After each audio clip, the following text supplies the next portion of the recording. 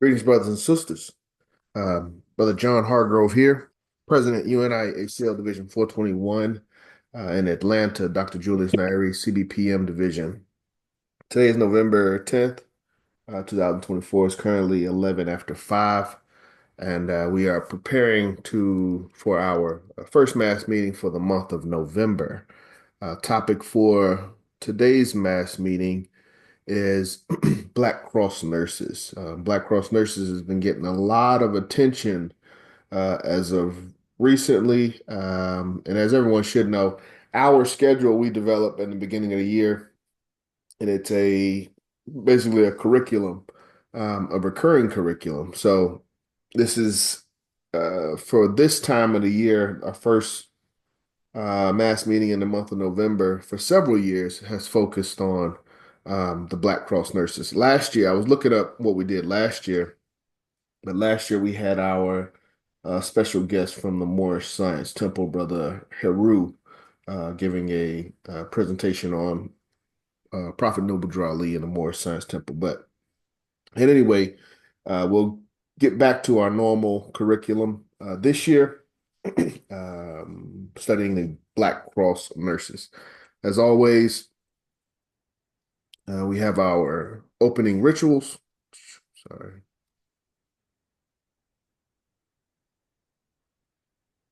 Bear with me. Hey, President John, I'm here. I'm just using my comedic name. Okay. Greetings, Sister Desiree. All right. Let me get back to our opening. Screen sharing stopped. Share. Okay.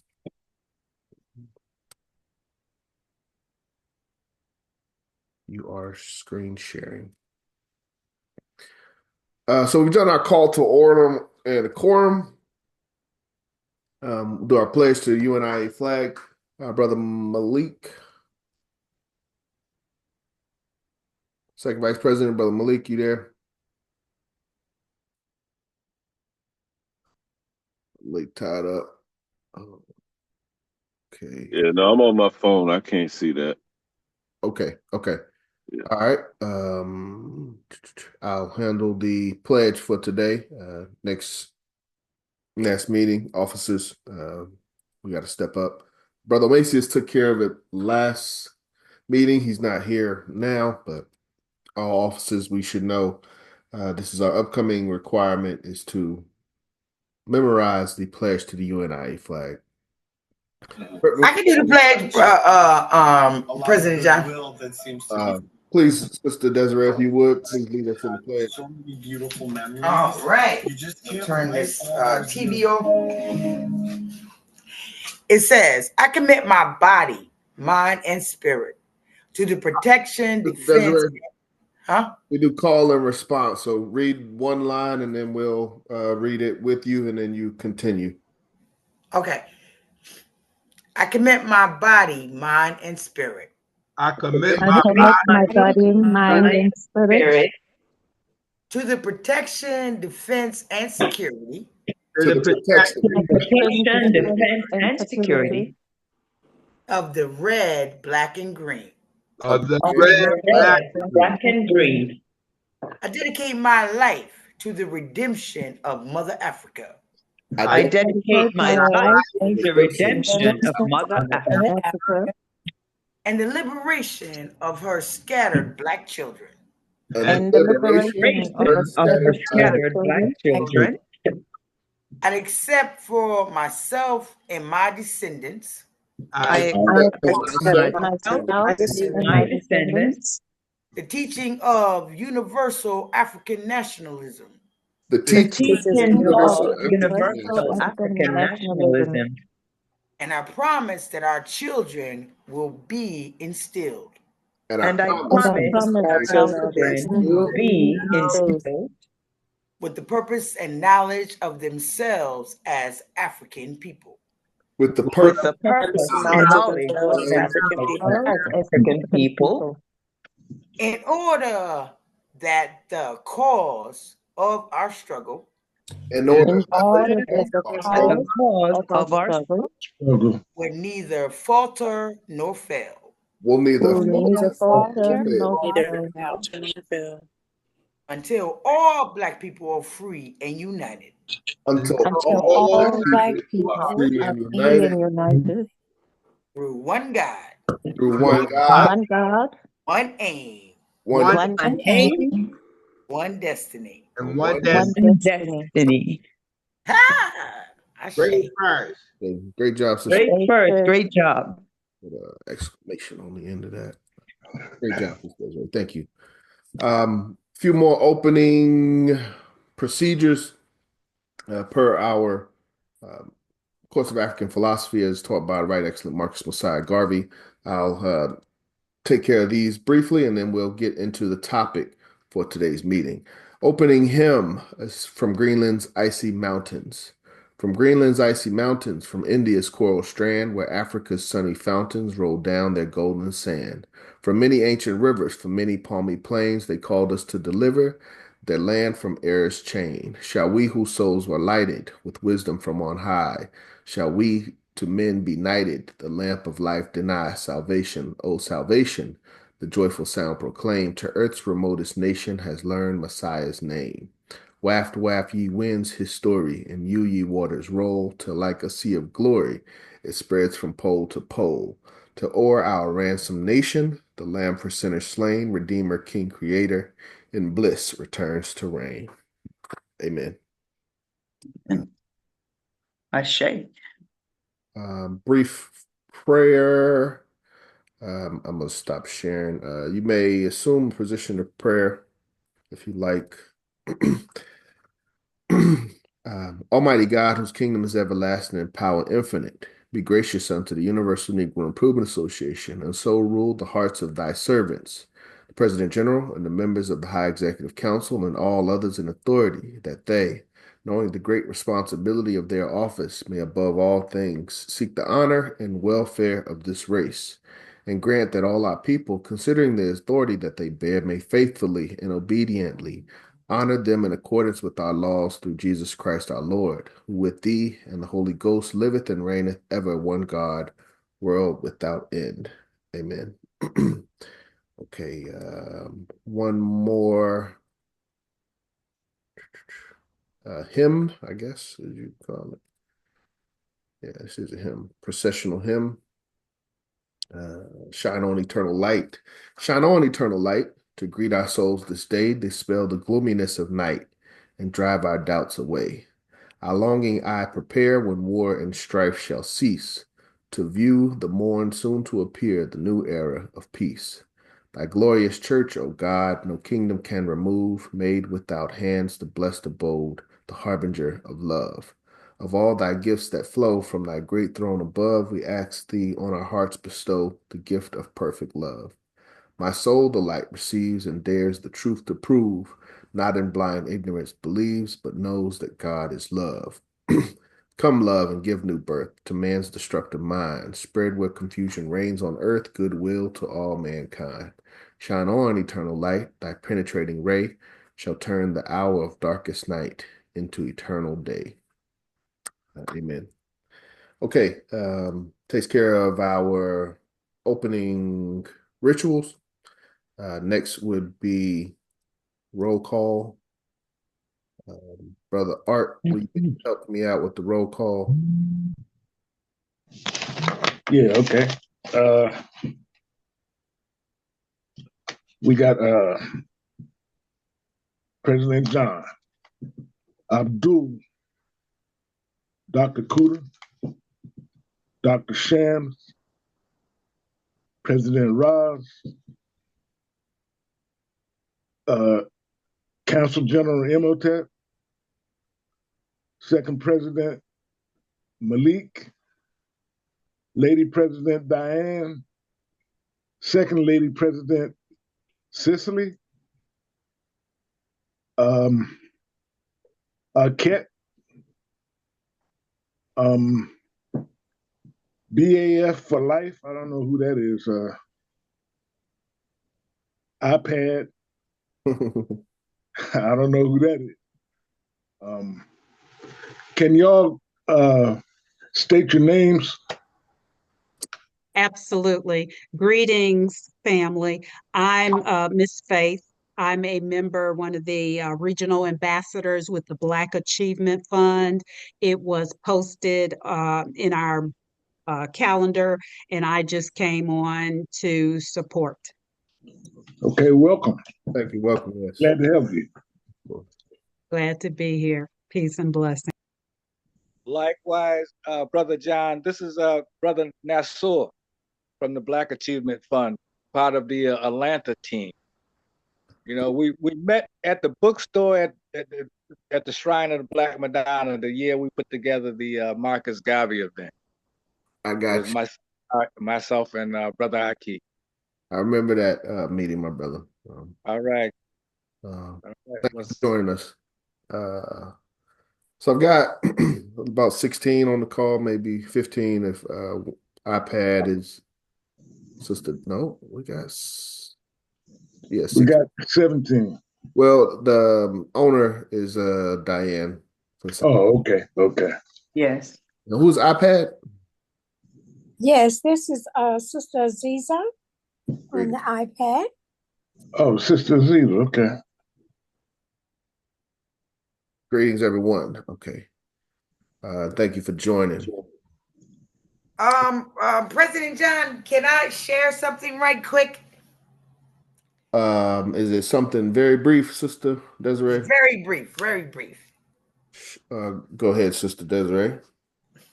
All right, so you see I got my red, black, and green flag over there. But anyway, this is a book that my cousin wrote, Cutting Out the Middleman. It's a self-help book that talks about entrepreneurship. He goes into everything. You know, it has his quotes and everything in there. I just want to, you see that name down there? That's my maiden name, actually, Hextall. You know what I mean? And he's out of New Jersey. He owns real estate and some more stuff. He came and he created his own beard cream for brothers that, you know, want to grow beards or whatever. He does like a wellness thing on that. I just want to let brothers and sisters know, if you want a copy of this book, I can send it to you.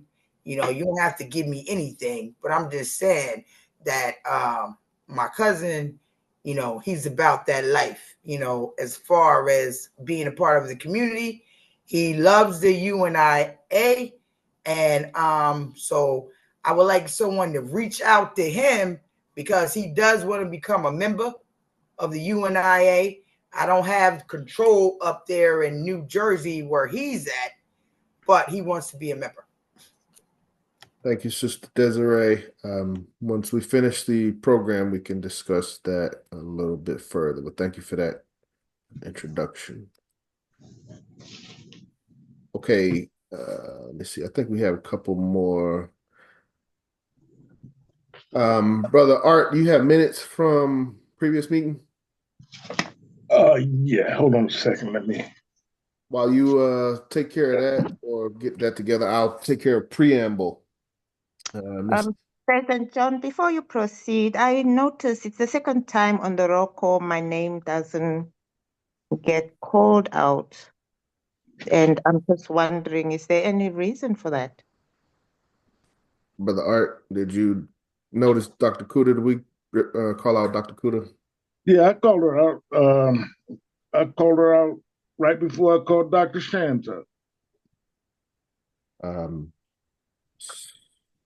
I'm sorry, Sister Kuda.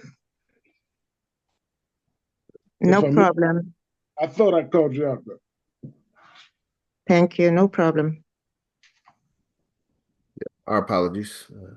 Got to make sure we acknowledge and respect all guests and officers. Got AD Kuda. Okay. You put First Lady Vice. Anyway, what? You have this. Or you correcting the you have First Lady Vice President of Sicily. Mm-hmm. Yeah. Okay, I'm sorry. Yeah. I got it. Okay. Yeah, Sister Cecily was second. She moved up to first. You moved up to Lady President. Dr. Kudo was third, and she moved up to second. Okay. Okay, preamble of UNIA-ACL. If you don't remember anything else about the introduction or today's meeting, this is probably one of the most important things that you can walk away with as far as who the Universal Negro Improvement Association is. And according to our Constitution, it states Universal Negro Improvement Association and African Communities League is a social, friendly, humanitarian, charitable, educational, institutional, constructive, and expansive society, and is founded by persons desiring to the utmost to work for the general uplift of the Negro peoples of the world. And the members pledge themselves to do all in their power to conserve the rights of their noble race and to respect the rights of all mankind, believing always in the brotherhood of man and the fatherhood of God. The motto of the organization is one God, one aim, one destiny. Therefore, let justice be done to all mankind, realizing that if the strong oppresses the weak, confusion and discontent will ever mark the path of man.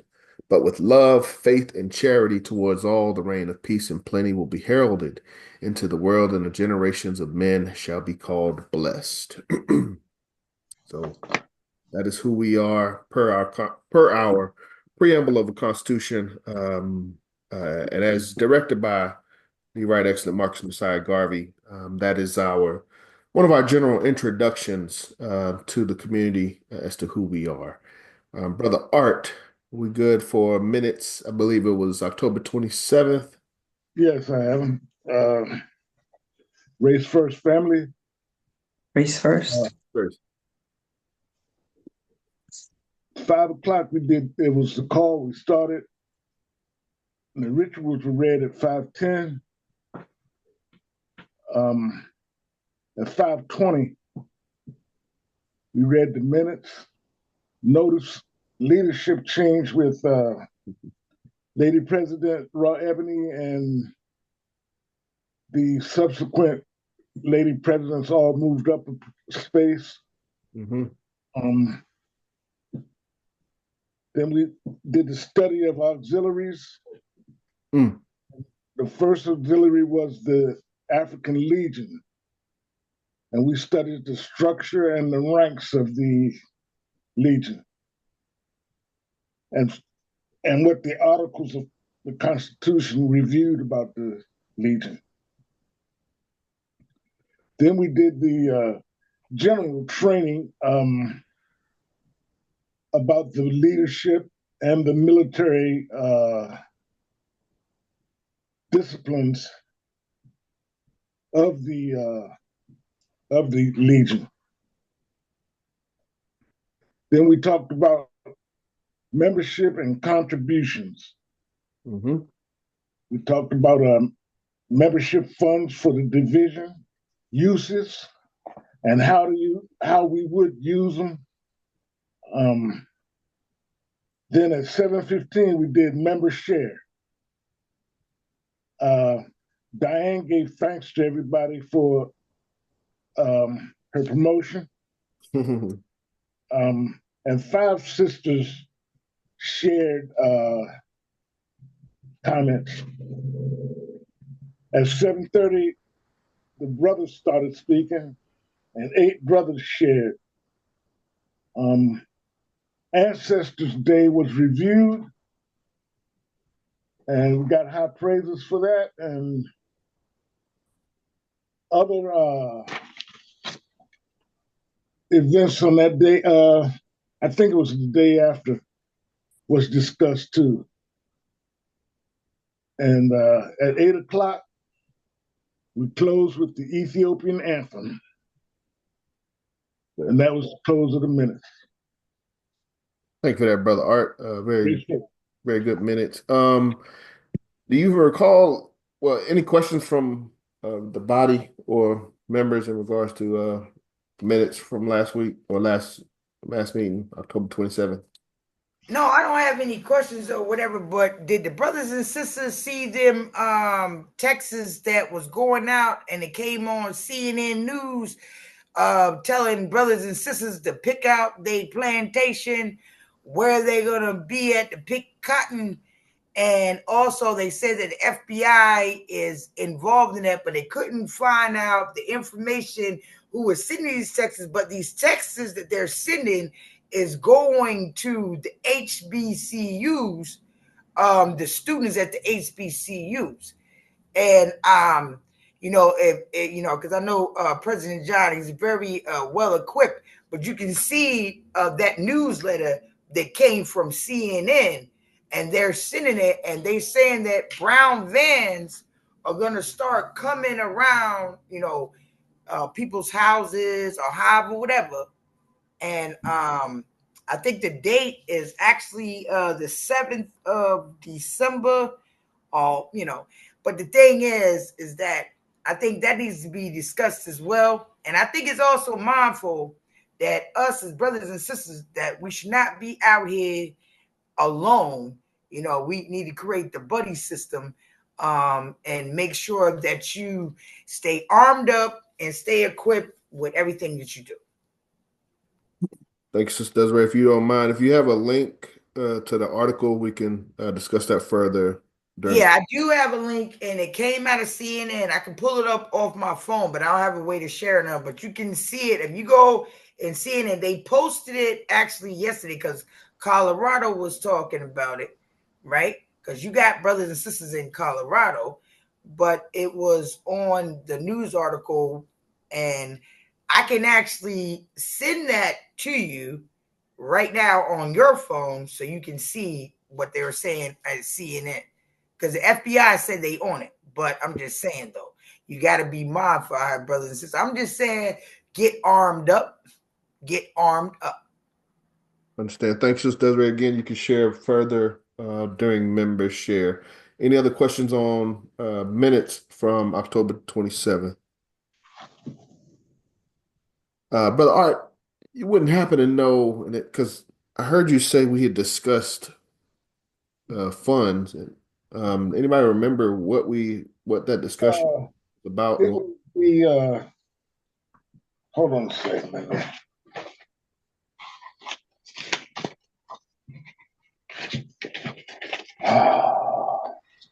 You all right? It was a little discussion came up about the way the division was using funds. I got you. Our process. Okay, I got you. Process. And I think some things were pointed out that everybody needed to know. Yeah. I got you. Okay. All right, Ray first. Thank you, Brother Art. Just for a recap from what I remember, we're talking about our process to basically release funds from the division for a project or proposal. And the way that goes is, at the end of the day, it has to come through the executive body. And the executive body has to vote on it. And depending on how the executive body votes, that'll determine whether the funds are released or not. A good way of getting support for that discussion is in a committee meeting. So like our business committee or business and labor and industry now committee, we may discuss something amongst a small group, have an idea, hey, let's put on an event, let's purchase a product. We may come up with that discussion there, and then that body or that committee will bring that discussion to the executive body for official approval. But all funds and proposals for funds must be approved by the executive body, was the sentiment of that discussion. If there aren't any concerns or objections, I'd like to accept the notes that Brother Art recorded from October 27th as official and have that added to our records. Officers, any objection?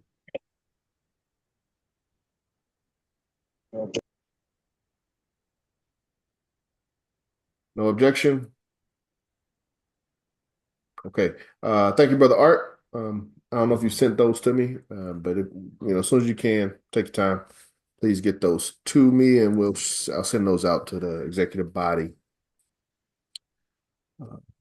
Okay. Okay. All right, tomorrow. No problem. I do it tomorrow. Okay.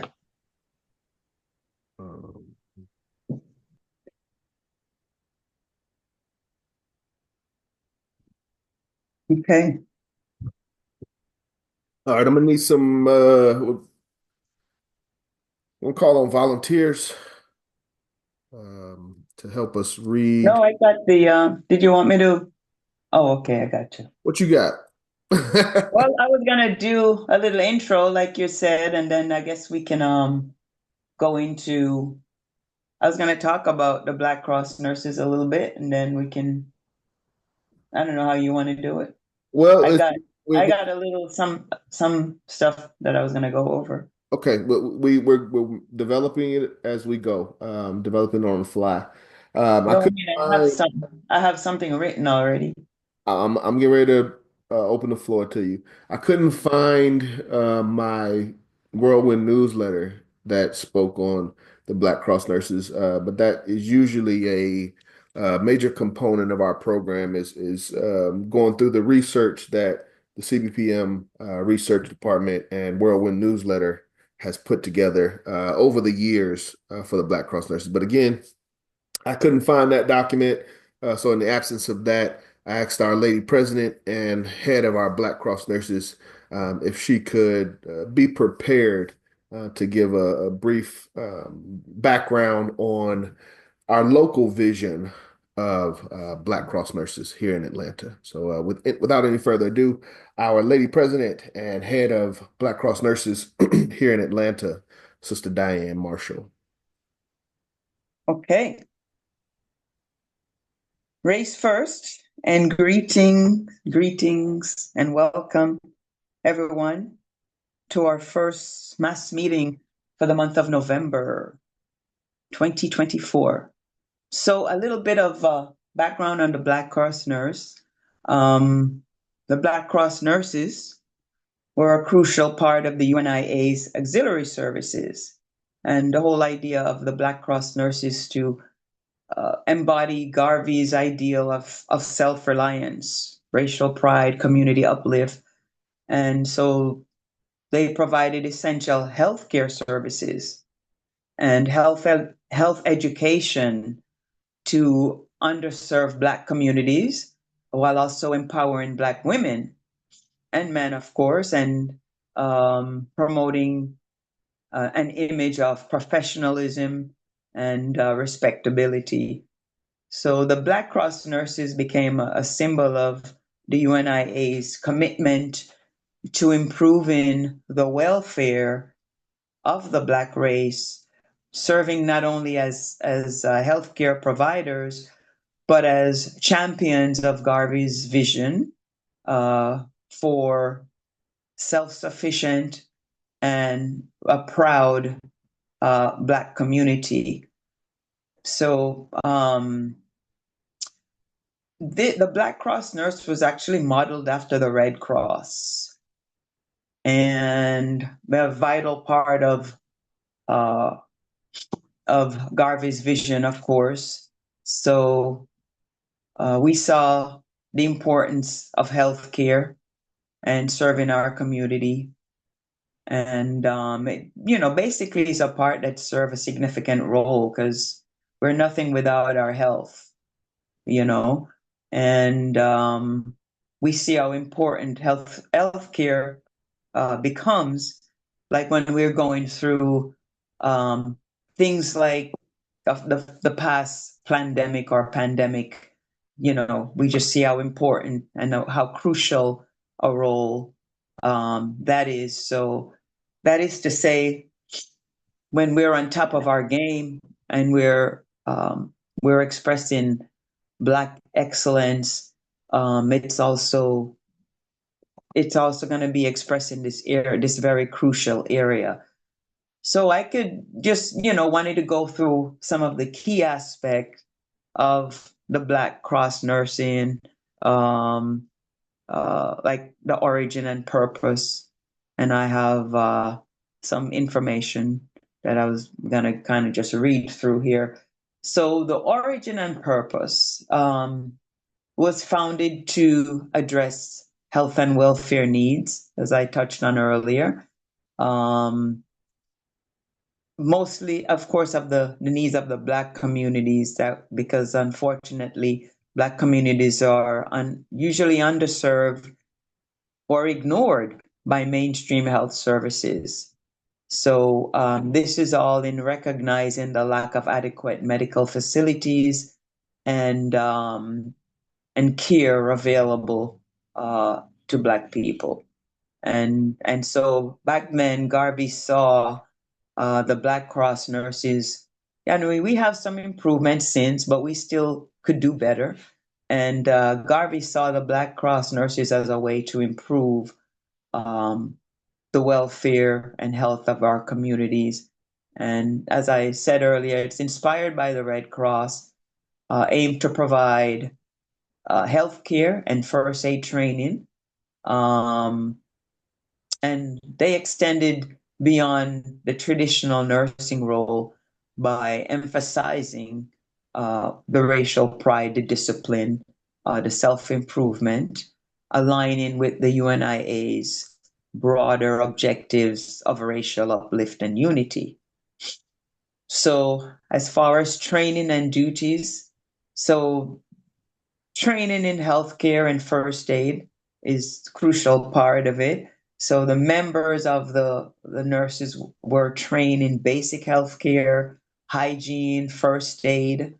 So the training enabled them to provide like essential medical assistance within their communities, especially where the healthcare services was limited. They were educated in nutrition, childcare, and general wellness practices. Just basically being equipped to address various healthcare issues prevalent in the Black community. So a lot of it too was also providing community health, community outreach and health education. They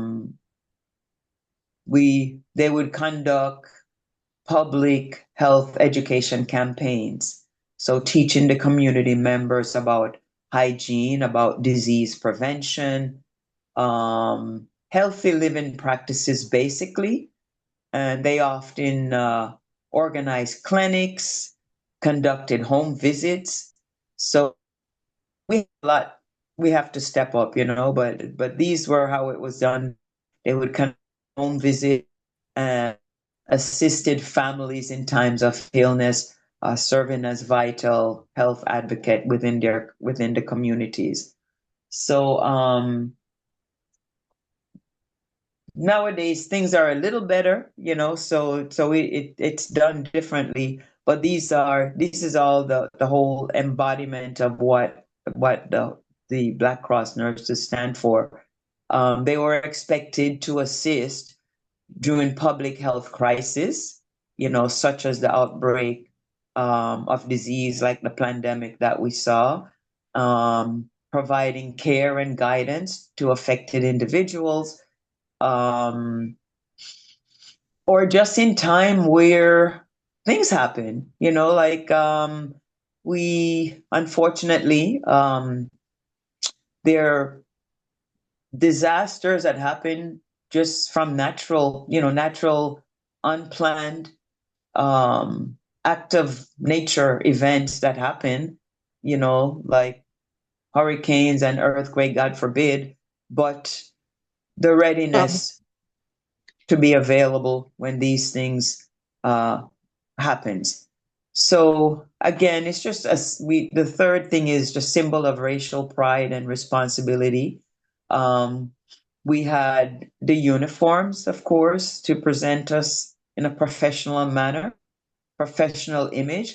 So we wore like distinctive uniforms. Back then, white dress with caps, armband, and sometimes capes with the Black Cross symbol. And these uniforms are not only practical, but they also serve to project an image of professionalism and discipline and racial pride, of course. So the nurses were seen as role models within the community, symbolizing dignity, respectability, and the capability of Black women to lead in health and social services role. So promoting self-respect and uplift, basically. As part of the UNIA, the Black Cross embodied Garvey's ideals of self-respect and racial uplift. They encourage Black communities to take pride in their identity and work toward self-sufficiency. Their presence and work reinforced the message that Black people could provide for their own needs, manage their own communities' health, and promote positive social contributions. And again, it was a way of empowerment of Black women. And I know I keep saying Black women, but my understanding is that the Black Cross nurse could involve just not just women, but also men. And in the health field today, we have a lot of male nurses, and male and female is serving all aspect of providing health care to our communities. So I don't want to sound biased when I keep saying women, but I think it originally started with women, with mostly And who being. started? And who started? Who gave them that idea? Who Great gave Who question, was? Mama Mina. Excuse me. I'm sorry. So that's a great question. The Red Cross was the blueprint, and that was all women. But there was No, there was a sister. Well, There was a actually, it female. goes Oh yes, further than lady. Yes, it goes the back lady to Henrietta Benton Henrietta. Davis. There it is. Henrietta Benton Davis. Yes. well, and then on top of that, you have to understand, even through the wars, right? They wouldn't allow the Black soldiers to have the same type of benefit as the white soldiers. Not So at all. time created, our brothers and sisters turn around and say, hey, we're not gonna allow that. They wouldn't even give them blood. They wouldn't even give them blood, right? And that goes all the way back to Vietnam. We're gonna go back a little further and go back to the Buffalo Soldiers, because they did the same thing to us there, and also with Tuskegee. So there was a need for the Black nurses, Yeah, all together. You know what I'm saying? absolutely. Because our soldiers are men. Because you have to understand, the government turned around and told you that one of the ways you're going to be free is because you join our regime, our military, or whatever. Because brothers and sisters getting beat down in the South. They had to go all the way to They was Canada. getting hung. They was getting hung in the South. Hung on them trees. There were all these trees. They were hanging Black men and women. And then on top of that, they had to go all the way up to Canada. And we're not even talking about everything that happened in between the states. So yeah, it was a representation, and the Black nurses made sure that they could get everything they need. Because like I said, when they was getting killed, they used to just chop them off. And see, that goes back to the history again of actually what Memorial Day is about. The Memorial Day is a celebration of the fact that they didn't come and get our bodies, our brothers' bodies that was in the war. That was our ancestors that created that so they can have a proper burial. So here we go again with the government, you know what I'm saying, the inorganics, the troglodytes, sitting over here doing anything and everything when it comes to our people. And so it's deeper than all this stuff. The Black nurses turned around and created a dynamic of like, hey, we ain't having this shit. Bottom line. Thank you for that, Sister Kava. Absolutely. So we see the insight. Garvey's just a man of insight, and you see a need. So why complain? We have to create our own. We have to be self-reliant, self-sufficient, and so we create our own. Right. And when we were honoring the ancestors, for sure, Henrietta Yeah. Vincent Davis, who started. She was she wasn't in UNIA, but it was her idea that started the Black Cross Nurses. Yes. And Garvey had a strong praise for her talents. Yes. So empowerment of our people. So there's also opportunities for leadership and service, unique avenue for leadership within the UNIA. So that is to say, we want to have a proud, as many people as possible to serve in this arena because it's a very vital part. Our health is our wealth, basically. So we want to be strong, healthy, proud Black people. So let me ask you a question, Sister Diane. Now, yes, with the Black nurses, can we also include the Abdullahs as far as like having the babies and everything like? Can we actually include that in here with the certification of being Abdullah?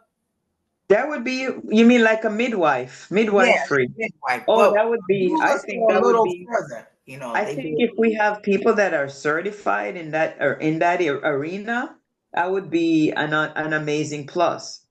Right. Definitely. That'll be an amazing plus, and that would be an area where if once we know where we could get certification in this space, it would be an area to have the women or men who are interested in that space to get certification.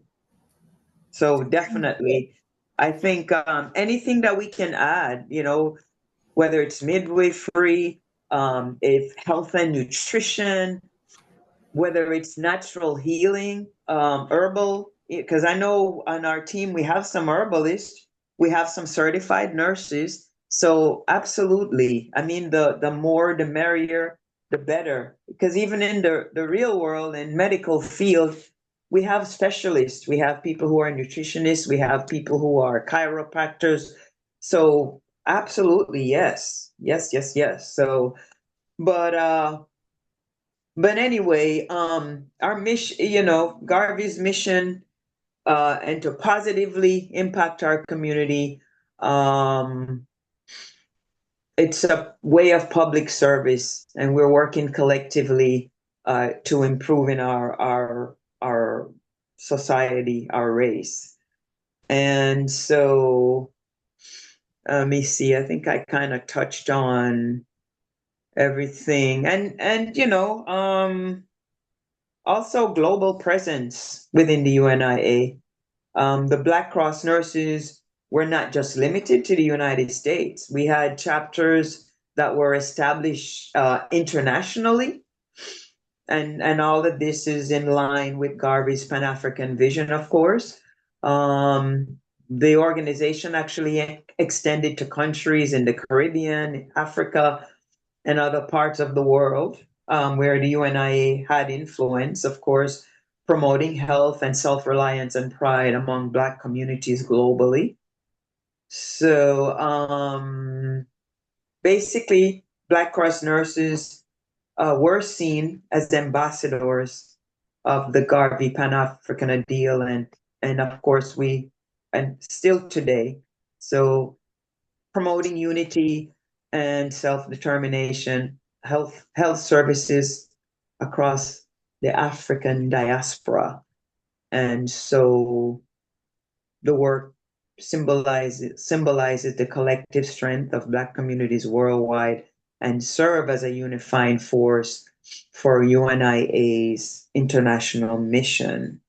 So that's pretty much all I have. So in addition to that,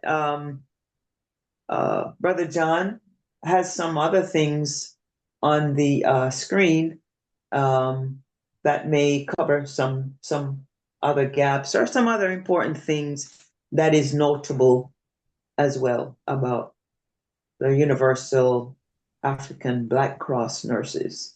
So with no further ado, I'm going to turn the floor back to Brother John. Thank you, Lady President, and a great overview We got a couple questions in the chat and a hand raised. First Lady Vice President, Sister Cecily. So you got your hand up. Yes, I was just going to ask Sister Diane, when do the classes start, the training for Black Cross nurses? I believe President John and I were discussing that, and I think was it the 18th? I believe 19th is the Saturday. The 19th. That was a Friday, I think, or is it? Let me look at the. I think that was I think we were going to stay with the Friday night sessions, and it was 22nd, maybe. Let me see here. Well, sign me up. I want to be a part of the Black Cross.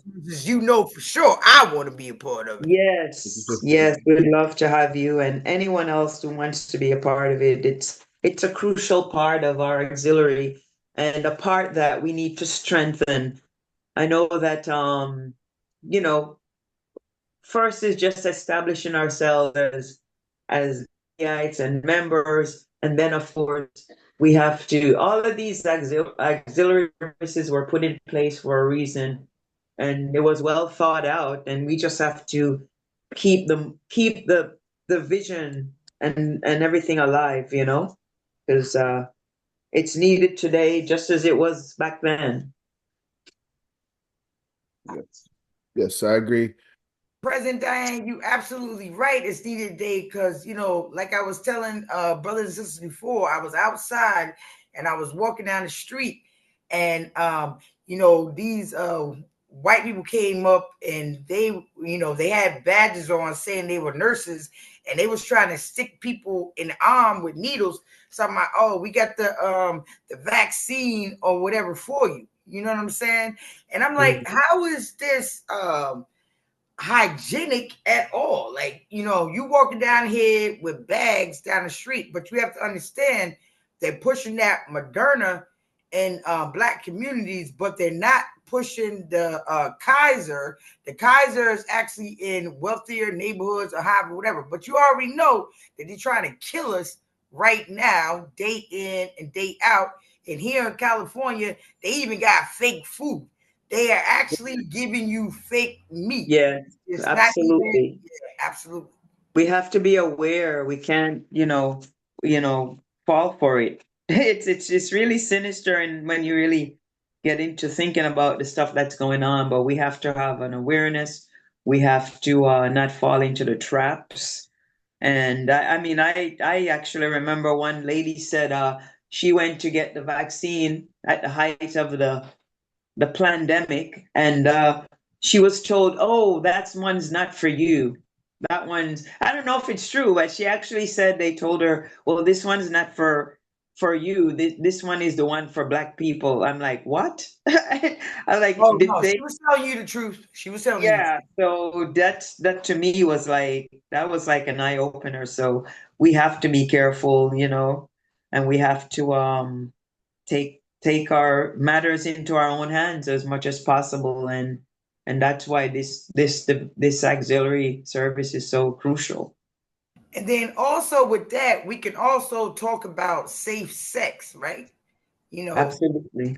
Because I know that if you look at the numbers again, it seems like the HIV is picking up closer in the elders, but you already know that the government turned around and formulated HIV, AIDS, and all that stuff all together, just like they came up with the hepatitis C, and people don't even realize that that's a living pathogen. Like when you can put hepatitis on the blood, like say somebody got hepatitis, you can put that down, and you got someone that has AIDS, full-blown AIDS, and put that blood down on the thing. You already know when the airborne hits, the AIDS will die, but it will not die when it comes to hepatitis. It does not die, because you can turn around and actually touch somebody and having hepatitis and it's still living.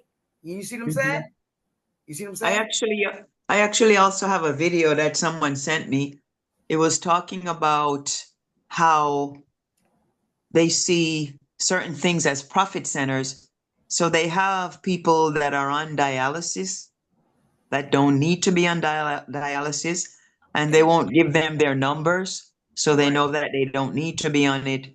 I actually have a video on that, so I'm like, it's just really amazing It's what really goes real. on. And then the thing that also they're coming out with this thing with the prostate cancer, dealing with black men, and all they trying to do is turn around and make you the eunuch, right? They're trying to castrate you and saying that you got this prostate cancer, but you already understand that the format of our body is just as similar as the format of your body.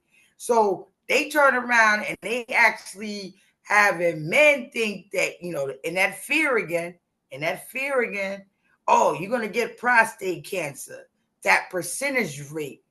And there's a brother out there out of DC that has just a men wellness clinic altogether, you know, just talking about the prostate. But our brothers have told you, like I promote Dr. U, 360 holistic wellness. If anybody want to get any herbs from him, the thing is that you don't have to get prostate cancer. You don't have to get colon cancer. None of that. They have lied to you. Yes, thank you, Sister Desiree. Thank you, Sister Diane. We come upon the 6 o'clock hour.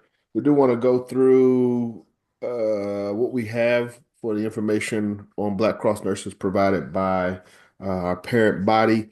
And Sister Zafia had a couple questions in regards to membership with the Black Cross nurses. And I think that's a great question. As Lady President Sister Diane said, major part of what we are doing, she alluded to, is membership, staffing the offices, the auxiliaries, the Legion, Black Cross nurses. These are auxiliaries that occupy our people's idle time, gives us something to do, making sure we're not sitting around. As they say, idle mind is a devil's playground. So it gives us something to do. The Legion is primarily for the men. Um, the Black Cross nurses was primarily for the sisters, but again, we can clarify specifically membership in Black Cross nurses once we get through this page. So I'm going to call on some individuals to help us read. Uh, let's see. Sister Cecily, you want to go first? You want to take the first bullet? Okay, sure. The Black Cross Nurses of the Universal Negro Improvement Association was formally chartered in 1921 as a collective of auxiliaries for the purposes of providing education, medical aid, and community service. Thank you, Sister Cecily. And we can, well, again, we can look at the reference to Constitution if needed, but the information here is close enough. But the general, as it said, and as we've talked about some of the details, the objectives are fairly general and not necessarily specific. It gives us the ability to specify what those details are and modernize those details. But if Mr. Garvey says, the Black Cross nurses are responsible for the health of our race, that could be anything from making sure we drinking enough water to, as we said, midwifery, vaccines. Any of those things could be in the realm of health and, as the document says, medical aid. So very broad. Also, safe sex. Very broad scope, as I was saying. Most of the things that we're talking about, if it's in relation to health for our community, our race, Black Cross nurses would have a hand in that. Next, Dr. Kuda, could you read the second one? You got next couple ones, straightforward, very quick. Starting with the UNIA women. Yes. I'm on my phone also today. UNIA women instituted necessary public health services where few existed. Yes. Thank you, Dr. Kuda. So again, as we were talking about the time 1920s, 1921. This was a time where we didn't even have the right to service our own people and provide the medical needs of our own people. We should also reference the Declaration of Rights of Negro Peoples of the World, in which one of the declarations was in reference to our inability to service the medical needs of our people, and that was part of the justification for our independence. Thank you, Dr. Kuda. Next, Dr. Shams, you there? Race first. Can you help us with the next one? Serve to combat against de jure de facto racism. Yeah, I really don't even know what that is. De jure, de facto. Anybody know what that is? De jure of jurisdiction.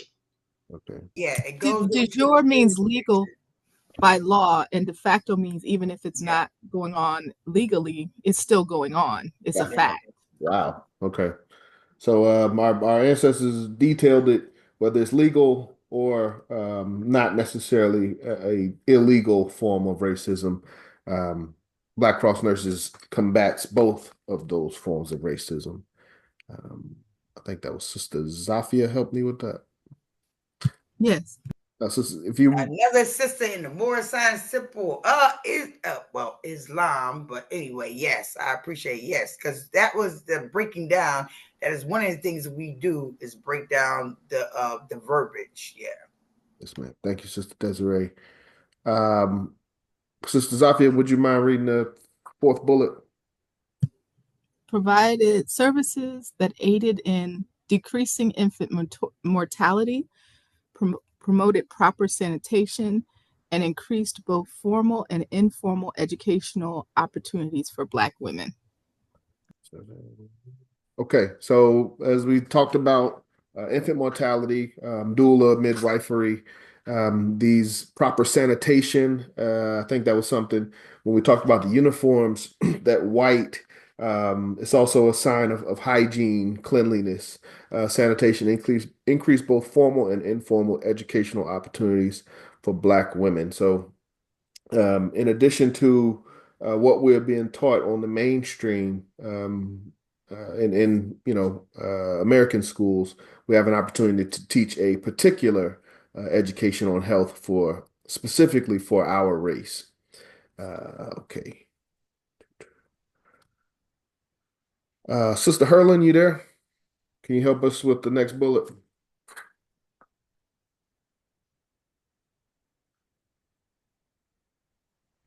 Okay, Sister Herlin tied up. As you can see, I was calling on sisters primarily. Brother Najee, you there? Or is Sister Brittany with you? No, just me. Could you take the next bullet, stood ready? Yeah, stood ready to bring secure to male soldiers on the future battlefields in Africa in the struggle to free Africa from colonial rule.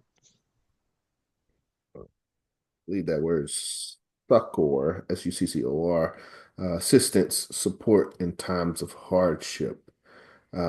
Very straightforward. But again, as we said, the counterpart to the Legion. A lot of times when we talk about, we got to be careful about certain discussions, warfare, battle, open conflict. Have to be careful with those discussions on a Zoom platform. But at any rate, as we are battling, even if we're not battling, the responsibilities of nation building, of the men doing their job to provide, to protect. In the process of doing that, there may be some assistance needed. There may be some health ailments that are needed. So the Black Cross Nurses is the counterpart to the Legion. But just making sure that the Legion is always ready and always able. So, okay, Sister Desiree, you there? Can you help us with the next bullet? All right, sounds good. Yeah, always be ready and able because, like I said, brothers and sisters, you got to get armed up. We have to wait the next few days because all the votes hasn't gotten in yet, and you already know that the inorganics is gonna start their mayhem. All right, so let's go here. It says service in the BCN therefore increased opportunity to serve the race and publicly signaled a commitment to the UNIA program. Yes. So as we said, these are auxiliaries. Not everyone is intends to be in a position of leadership. Not everyone desires for a position of leadership, political leadership, or governmental leadership. Some brothers and sisters just want to do the work, just want to get the job done. So as I said, the auxiliaries definitely provided a place for our brothers and sisters to give back to the race. And again, involvement in either of these legions signaled a commitment to the UNIA, because in order to be involved in an auxiliary, you must first be an active member of the UNIA. All right, so can I just make a comment right quick? Because when we go back to the de facto, and then you said that certain things that we can't even talk about on a Zoom or whatever, but I think it has come to a point that us as brothers and sisters, we have to stick with our truth, right? And not be afraid to say anything that comes out, and not be afraid of what is being said about us. Let me tell you something. If you think they don't know who you are or they don't know who I am, that's a lie. They have cars that run around here in San Francisco. They call them Waymo, and Waymo is coming to a town close to you. I know they're going to Arizona, they're going to Los Angeles or whatever. And what they do, they're sitting around here recording everything that goes down, even when you walk down the street, right? They're doing these things, right? So not only is you being recorded, you're being recorded every time you turn on that smart TV. You're being recorded every time you get on your cell phone. All that stuff is being recorded. Don't forget, back in the day, even dealing with Malcolm X and his family, they done set the house on fire or whatever. I'm just saying, you gotta stay mindful and equipped. And the thing is, and I'm not knocking the UNI for nothing, but Dr. Baruti is having a class on November 16th, and talking about all this stuff called Sabuka, and y'all right there in Atlanta. I don't know why y'all don't get together with Dr. Baruti, but he goes over certain safety measures you can just have with inside of your home, right? To the point that you can take a cigarette lighter, you know what I'm saying, and light it with the aerosol can and actually create your own situation. And then you got the bug out bags or however, whatever. I'm just saying that because everything is not finalized yet, but you already know the inauguration is getting ready to come up. You already know that the Democrats turn around and plan this all together. And as we go through our history, because even when we go into Republican Party, we was actually Republican. We weren't no damn Democrats. We were never Democrat. That's a setup. All this stuff, they got the sister up there twerking her butt or whatever. You know what I'm saying? Making a mockery out of our culture. Anyway, all right, I'm done. All right. Thank you. We have to stay focused on the topic at hand. Auxiliaries of the Universal Negro Improvement Association, particularly tonight, Black Cross nurses. I have a question, really, based on what you last read. I saw your hand. That distinction, I went to I went to this past one, but the one before on the Saturday night, I guess it's the executive Black Cross nurse meeting. No, it was about the history of the UNIA. I forget the brother's name who does it, but it's for everybody in the whole UNIA across various divisions. Brother Shaka? I think so. He laughs a lot. I forget his name, but he did one last night at 8. And then Brother Oster. Okay. Yes. Oster. Yeah, he's our third assistant president general. and Minister of Education. Okay, yes. So I didn't I didn't get a chance to ask week before last, but that mention of active members Yes. versus ordinary members. Yes. He said that he got that from the Philosophy and Opinions of Marcus Garvey, but I wasn't sure what page number. Do you happen to know, or anyone happen to know, where it lists the ordinary members versus the active members, or like what he was reading from? Because that was really interesting to me. Ordinary members being all of our people, active members being those who formally registered and paid dues. Yes. Right. No problem. Great question. I'll prefer to go to the Constitution. It's probably in Philosophy and Opinions. Constitution is that's our highest document, so that's where I usually go for most information. So, according to the Constitution, let me share my screen.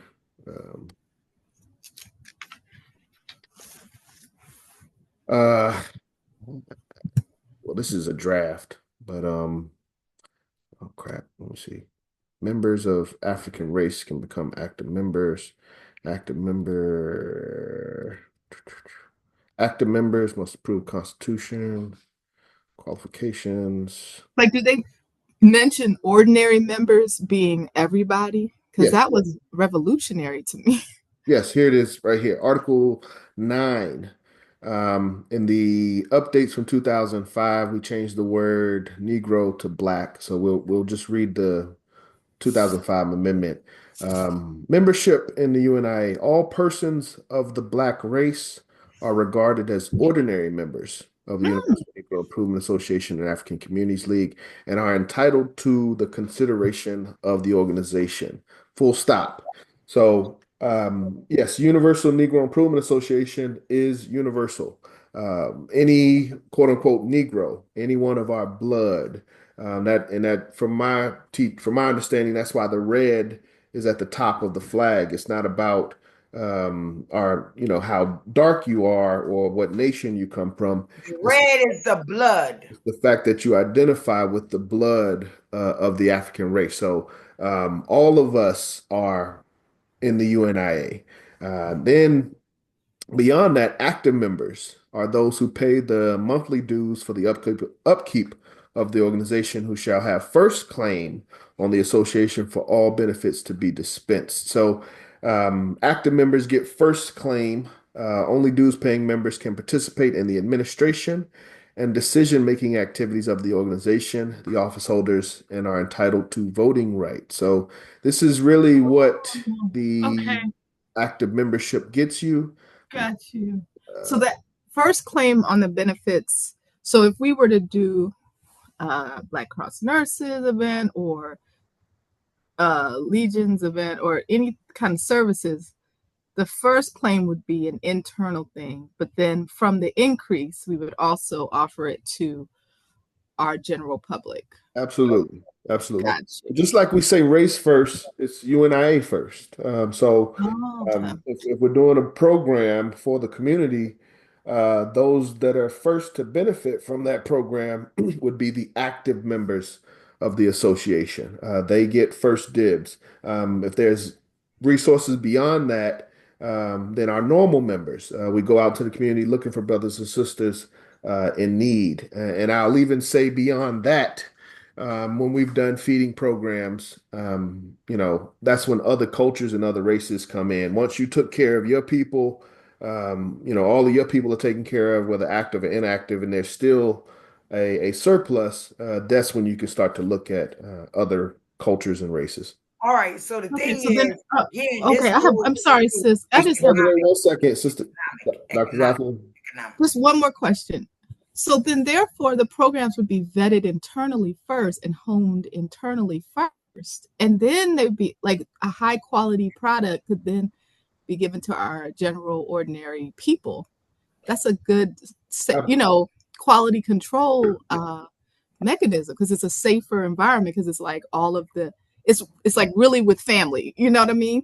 Yes, definitely. Definitely. really clever. Family is a great way of looking at it. Actually, the way you put it like that, it really kind of like that we're separating ourselves. And in actuality, it's not a separation. It's just the point that, okay, so if you have a family, right? You know what I'm saying? You got to take care of home first, your foundation or whatever. But in actuality, they're also talking about economics, right? And to the qualification of the economics. So if the money and everything like that. So it's like, hey, we're also helping out brothers and sisters. So, I don't know. It looks like a classification or a status, that we're looking at it the wrong way. Now, the way it probably should be explained is that, hey, we do stuff out in the community, we help out brothers and sisters, or whatever. But hey, we have our family over here that's putting the work in, doing everything needs to be done. So that goes with any strong foundation that you got to take care of home first. Even if you was a bootlegger and you had gambling shows and y'all playing craps, you got to take care of the house first. Yeah. And just like you being married, you got to take care of your home before you can do something outside. But, it kind of sounds like how she explained it is like, what I'm saying, like it's a status. And that, again, is going into that honorary supremacist stuff. And, UNIA is not all, they're not about that. Well, not in DC. All right. Okay, thank you, Sister Desiree. Just for clarification, we're talking active members and ordinary members per the UNIA Constitution. Something in the chat. Okay. Thank you, Sister Zafia. Was there any other questions? No, thank you. Thank you. Okay, let's go back to the document, finish that up, and then we'll jump into member share before we close out.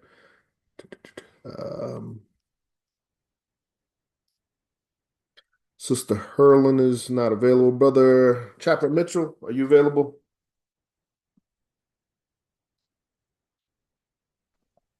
Yeah, I'm available, President John. What's up? Could you read this highlighted bullet point for us, please? Sure. Was formed in part due to the limited access of Black women to the nursing schools available in the United States. Thank you, brother. Thank you, Chaplain Mitchell. So again, we're talking about, this is a historic organization, a historic movement, a historic government.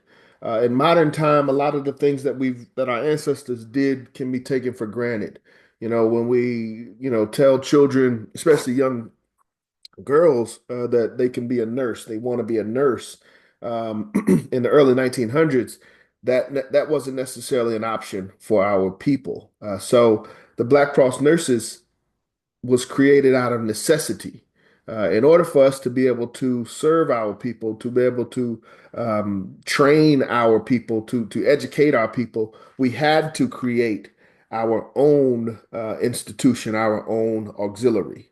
But again, as I said, in modern time, that's not valued as much, but that's something that we as Garveyites, we as leaders of the UNIA, we must remember and we must maintain. And sometimes we gotta remind our brothers and sisters of that, these facts. If somebody could, in the background, pull up the Declaration of Rights of Negro Peoples of the World in relation to our ability to service our brothers and sisters. And we'll come back to that when that's available, or I'll pull it up myself. But yes, necessity. We didn't have an option in the early 1900s. If we wanted to be nurses, if we wanted to learn nursing, we had to teach ourselves. Okay, next, Brother Macius, you available? Oh, you said, well, no, that was Brother Malik. Brother Macius, are you available? Can you help us?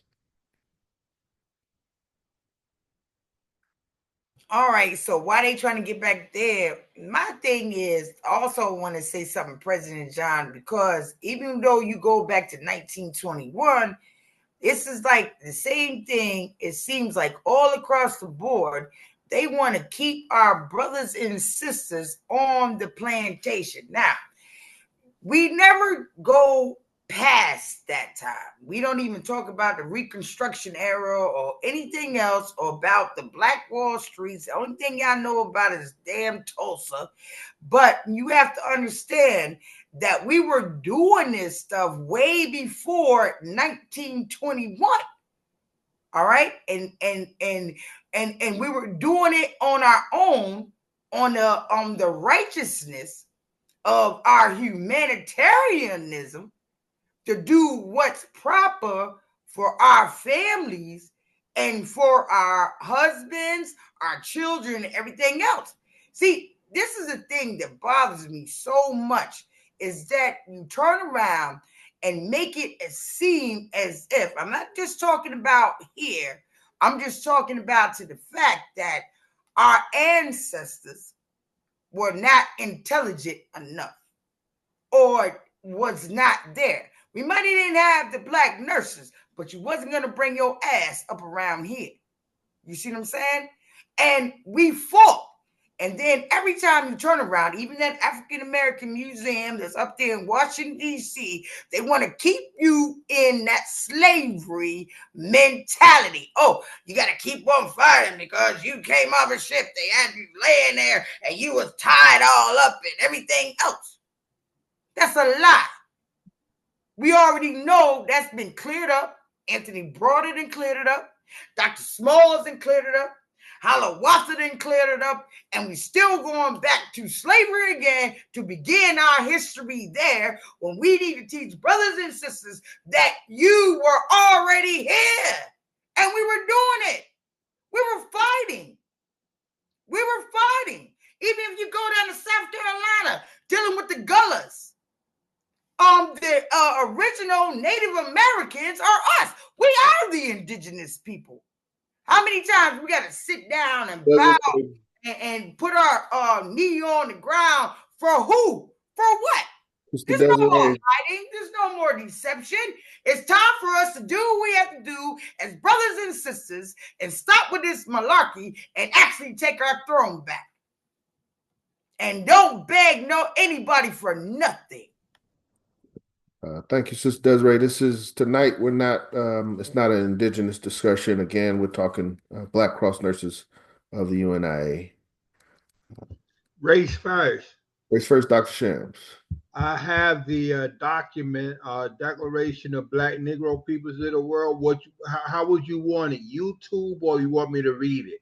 Well, I'm looking for a particular either complaint or declaration in relation to medical, our ability to serve our people medically, and I can't. Okay, I have it at number 6. The physicians of our race are denied the right to attend their patients while in the public hospitals of the cities and states where they reside in certain parts of the United States. Children are forced to attend. Okay. That's good, brother. That's the good, Dr. Shams. That was the one I was looking for. In the Declaration of Rights of Negro Peoples of the World, ratified August 13th, 1920, one of the five requirements to establish a government. That document consisted of 12 complaints and 54 declarations. Complaint number 6 is in relation to the Black Cross nurses. Thank you, Dr. Shams, again, which states the physicians of our race are denied the right to attend to their patients while in the public hospitals of the cities and states where they reside in certain parts of the United States. So we were legally prohibited from serving our people in the early 1900s. So that requirement for us to do for self was there. And I think when we talk about a lot of the issues that we have today, a lot of the challenges that we go through today, resources and things like that, in my teaching, in my studies of the UNI and Mr. Garvey, it all goes back to a lack of self-reliance, a lack of self-determination. It goes back into a lack of more, President John. I'm not trying to. Sister Desiree, please.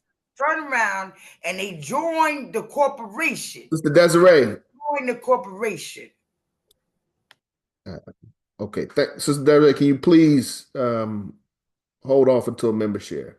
As I was saying, the lack of self-determination and the promotion of dependence, promotion of dependency. When we think about, the nation building essentials, food, clothing, shelter, medical aid, are there, can anyone think of a community that can provide all of those things for themselves? And that is the fact that we don't have that promotes the need for the ideals of Mr. Garvey and the UNIA, the concepts of organization, of leadership, of developing auxiliaries. We have to do these things for ourselves.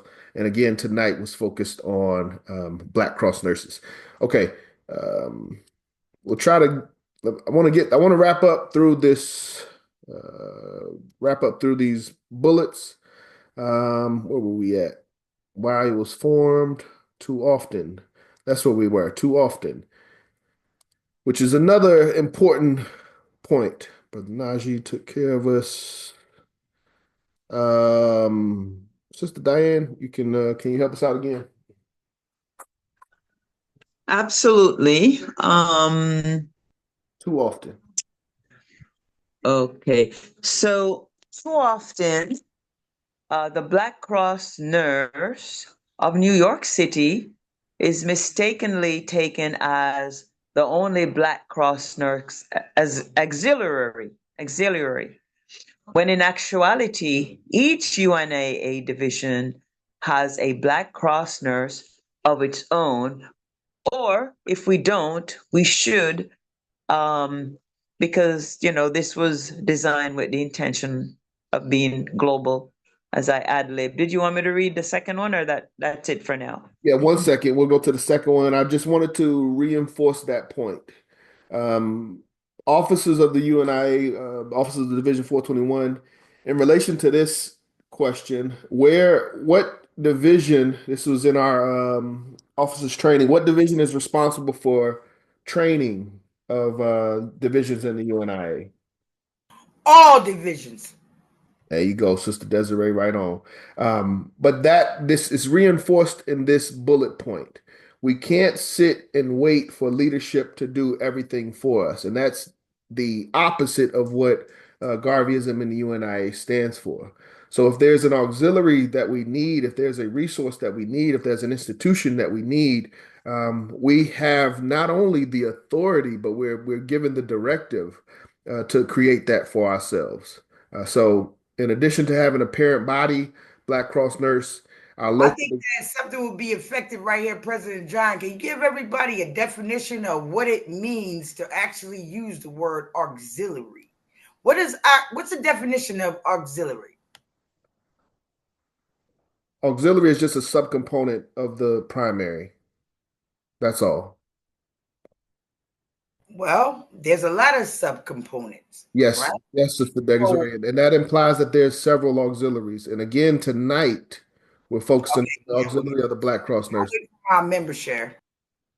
Thank you, Sister Desiree. Please. Okay, but yes. You know I'm gonna bring the smoke. I'm bringing the smoke, brothers. I'm bringing the smoke. Bringing the smoke. Thank you, please. So this is a directive to all divisions. Baltimore, Chicago, Atlanta, Philadelphia, of course, New York, DC. We should all be creating these auxiliaries locally, not just Black Cross nurses, also Legion, also our youth divisions, also training. What is the process? What is the qualifications for training to be considered an officer of your local division? Is there a process? Is that something should there be a process? But these are things that again, we're not told to sit and wait. We're told to build locally, but also make sure we're organized with our leadership. We don't just build locally and do our own thing. That's completely contradictory to what's being taught on leadership. But we don't sit and wait and complain and say we can't do for ourselves. Sister Diane, if you could read the next one as well. Certainly. So, Black Cross Nurses and the Universal Motor Corps had membership in the tens of thousands in the United States alone. Started by Lady Henrietta Vinton Davis, as Mama Mina pointed out earlier, who became lead organizer. Absolutely. So that's 2 bullets there. The Legion, or not the Legion, the Universal Motor Corps, that's another auxiliary. That's another auxiliary that we'll talk about more later, but again, tonight's auxiliary that we're focusing on is Black Cross Nurses. And we also must give credit to the ancestor, Honorable Lady Henrietta Vinton Davis, who had the foresight and the resolve, and as we've discussed, the self-reliance and self-initiative to not only propose, but to organize this auxiliary so that we can, honor that history and still have something to carry on today. Thank you, Lady President. Dr. Kuda.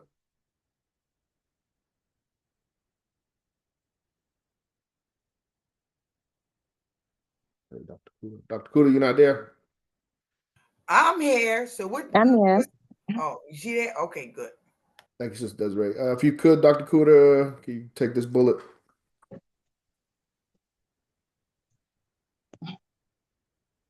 Started this is on the phone. Started as a military and as an auxiliary in the UNIA to assist women who were already practicing homeopathic medicine remedies. Homeopathic remedies, yes. Yes. So these are things that obviously these are necessities for us as a community, for us as a race. It's not something that we didn't have the skills and knowledge of. We were still, creating babies, making babies, having broken bones and having to heal those, fighting through, flu seasons and things like that. So it wasn't as if, because there was no auxiliary, we didn't have the knowledge, we didn't have the skills, we didn't have the practice. The auxiliary was just a way to organize our people to better serve our community. Okay, so I have a question about this situation right here because before, what I'm saying, that they had any kind of medical, our women, and didn't have the auxiliary or called a black nurse or whatever, was actually delivering babies. It wasn't until through colonialism that the Caucasians sit over there and he tell you, oh, they can't do this and have or whatever. So they interrupted everything that the midwife was doing. And they even turned it to the point that you actually are not supposed to be laying on your back giving birth to a baby. You're supposed to have it in a squat. So for them again to tell us that our ancestors did not know what it was to take care of their families, did not know what it was to deliver a baby, they are lying to you again. Because they did know. They turned around and they made it. And so how they turned around and they got rid of them and saying that, and they tried to lock them up. Okay, we can go back into the research of that because I have the newspaper article on how they was locking up black women in the South for delivering their own children. Okay, and then they turn around and say you can't be no legal midwife. Just like they lie about Howard University. Howard University, first of all, is not a real HBCU. Everybody want to think it is, but it's not. So the thing is, they had the freedmen's school. That's where the black women had to go and be nurses, right? They wouldn't even allow them to come over there across that Howard, which is still named after that white general. But anyway. Thank you, Sister Desiree. We want to finish this up. We want to open up member share. Council General Attorney Imhotep, we're going to skip establish a nursing program, and we'll go to 18-month. Yes, race first. Was an 18-month program could not buy the uniforms until completion of program. 8. Give us some water 1 second.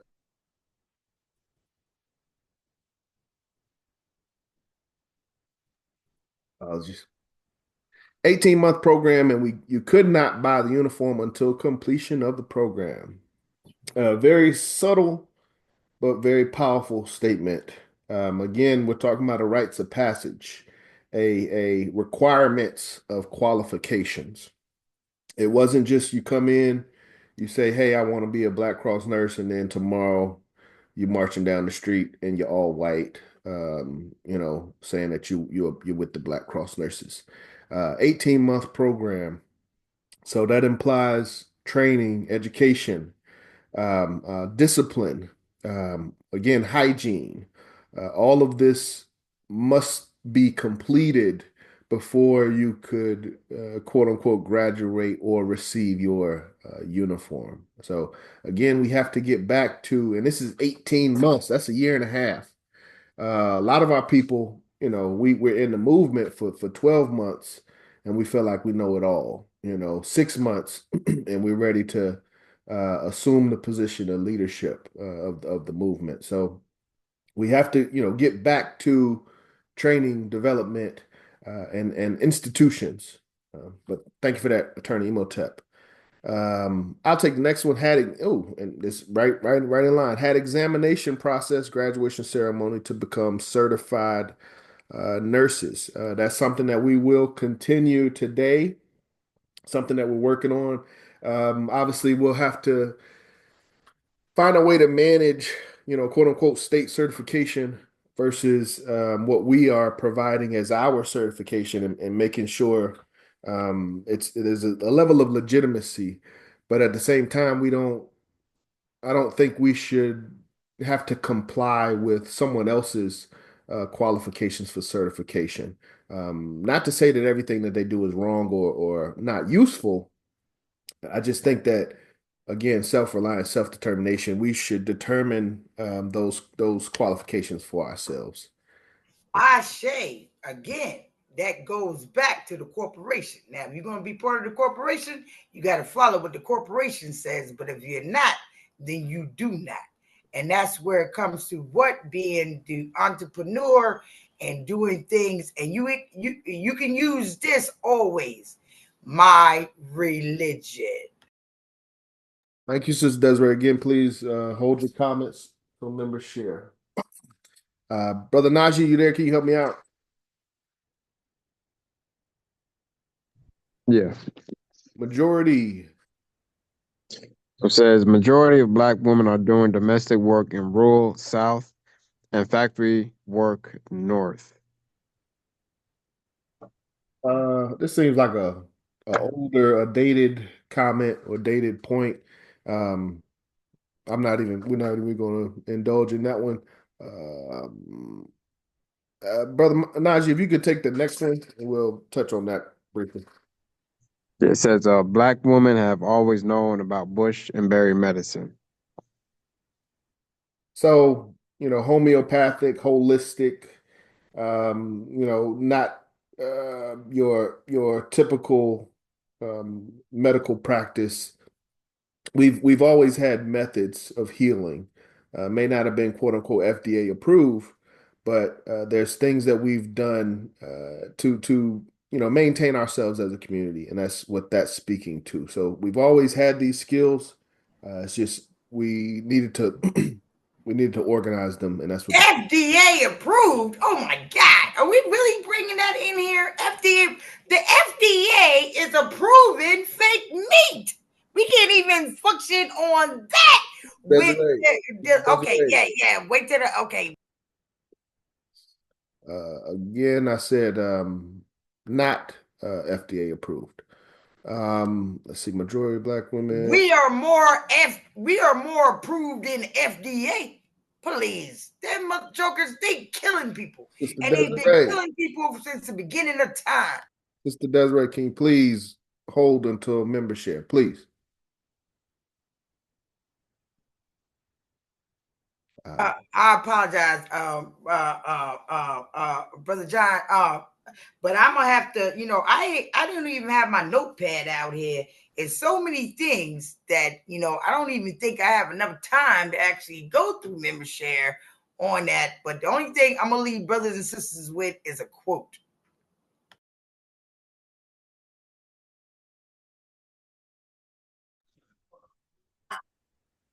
Let me wrap up this document. I'll take the final ones. So, Black Cross Nurse combined homeopathic medicine with textbook medicine. In places such as Louisiana, Miami, Florida, Mobile, Alabama, Key West, Florida, Denver, Colorado, Los Angeles, California, where Black people would not necessarily get to see a doctor, Black Cross Nurses was there. So again, in a time, where these practices were literally illegal, Black Cross Nurses was there for our community, for our race. Black Cross Nurses was universal, similar to the UNIA, and I would assume that's in regards to jurisdiction. There was no limits as to where the Black Cross nurse would go, as long as there were people of Negro blood in need. Black Cross nurse prints pamphlets with instructions on how to use certain teas, how to treat rashes, how to cure whooping cough, what to do if you have a light head, what to do if your husband was cranky, what to do if your children were not listening to you, what to do for the child sucking their thumb. But pamphlets, instructional pamphlets to address the needs and the concerns of our community, whatever they may be at that time. Results in sharing of ideas from the Caribbean, Africa, North America, South United States, and the use of these pamphlets. So organizing this information, organizing our people, not just having separate and silo information where we're having to come up with remedies time and time again for the same condition. If it's something that we were able to figure out in California, in the 1980s, we should have a connection to that research, to that information. We shouldn't have to redevelop all of that today. So connecting and organizing this information and these skills.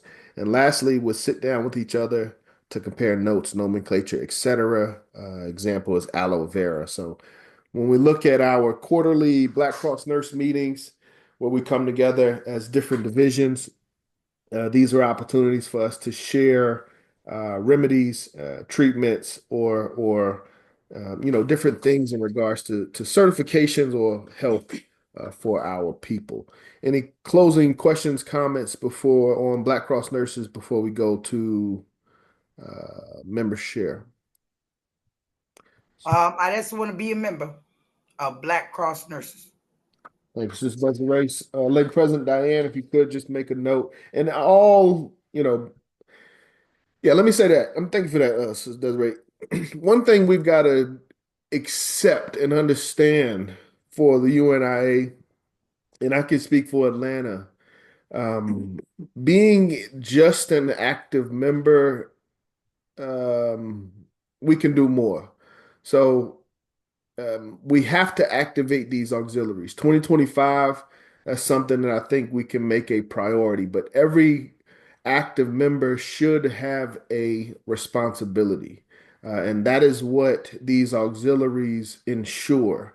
It ensures that the Legion ensures that our brothers and sisters, our brothers specifically, aren't sitting on the corner, or twiddling our thumbs watching football on Sunday. There's trades that we have to be developing.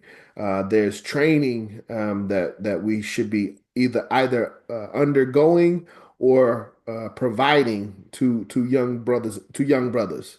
hygiene. All of these things are things that should occupy our time in a productive way. And the same for our sisters.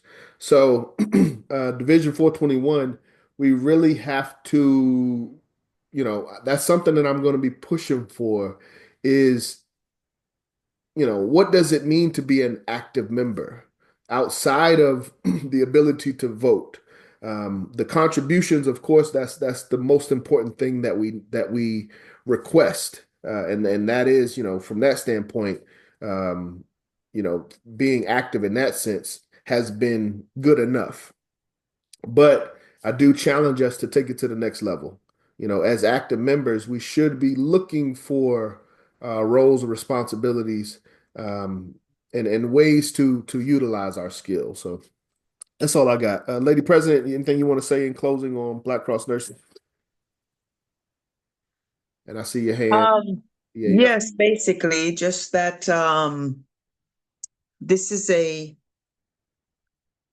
a crucial and necessary part of our organization, a part of the auxiliary services, and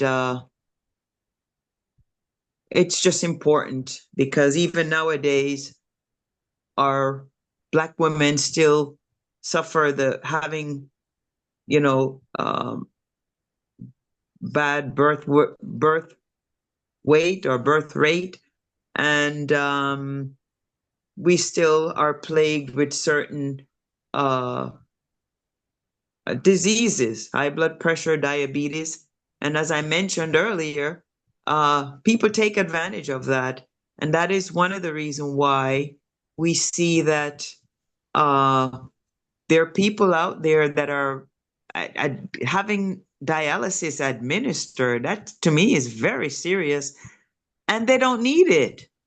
So our people, if we're equipped to give the people those crucial and important numbers, and then back that up with nutrition, like if the numbers are saying you don't need to be subjecting yourself every week to this kind of stuff, and we have the numbers to back it up, because we don't want people coming after us, and I'm just saying there's just so many ways that we can Don't worry about anybody coming after us. They already coming after us. So absolutely, we have to not just be members, and we have to step up to serve in these crucial part of our organization. So I thank you for the opportunity to talk about the Black Cross nurses, and I appreciate everyone's input, and I hope that our division will someday proudly showcase our Black Cross nurses, and God forbid if crucial time happens and we can't be there for our people. So that's what it's all about. Back then there was a need, and the need doesn't go away, unfortunately. And there's not been so great of improvement that there's no need for the service. So we still need that arm of our auxiliary, just as we did back then. And race first. Race first. Thank you, Sister Diane. Sister Zafia, you had a couple questions in the chat. When do classes start? How do we enroll? Who is eligible to take the courses? Sister Cecily. But I would like to hear from BAF Life because they're my friends on Facebook, and I thank you for sharing all my posts when it comes to Black history. BAF for Life. Greetings. Again, I'm Miss Faith with the Black Achievement Fund. That's what BAF is, Black Achievement Fund. We got a email about the meeting, so I don't know if I'm the only new person here or first timer, I should say, but I really enjoyed learning more about the UNIA, especially the Black Cross nurses. I have read a little bit, so I was familiar with him, but now I know a little bit more. So thank you so much for sharing that. I have a couple of questions as a first time visitor. Uh, I am an ambassador over a region of the Black Achievement Fund, which encompasses 7 states. So in this meeting, I'm trying to find out, is this just an Atlanta meeting or is this a US-wide meeting? So I'll know where I fit.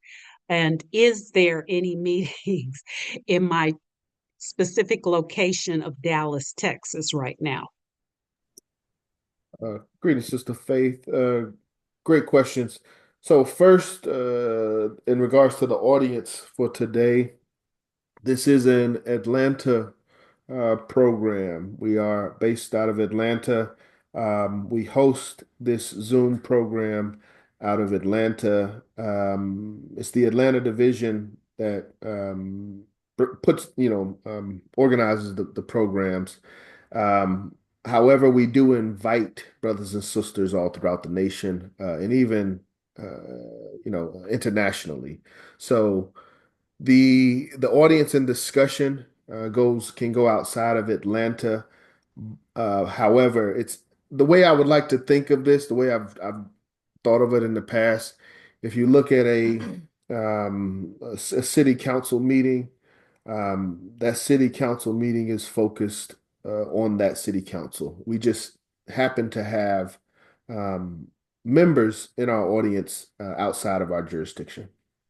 Okay, because one of our members, she's in New York, but she is a member of the UNIA, and I think she's the one that tried to connect the president there. As a matter of fact, I spoke with her. She was getting on the plane today. And when I mentioned that we had got the email invitation, she was like, good, because I've been talking to the president here in New York, trying to get him connected with the Black Achievement Fund.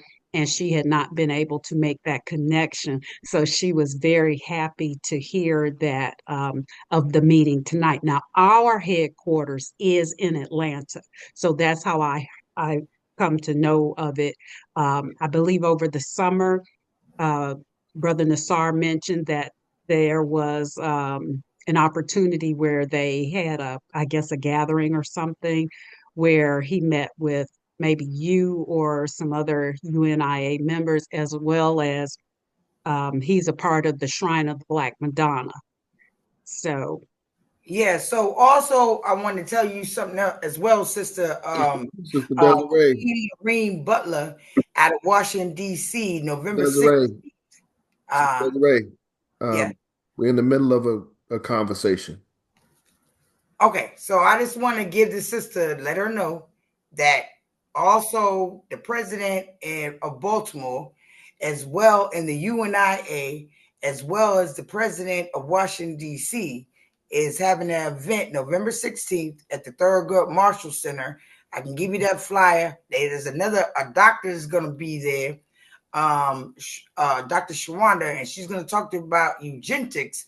But yes, we need you on our team to be I will put my information in the chat.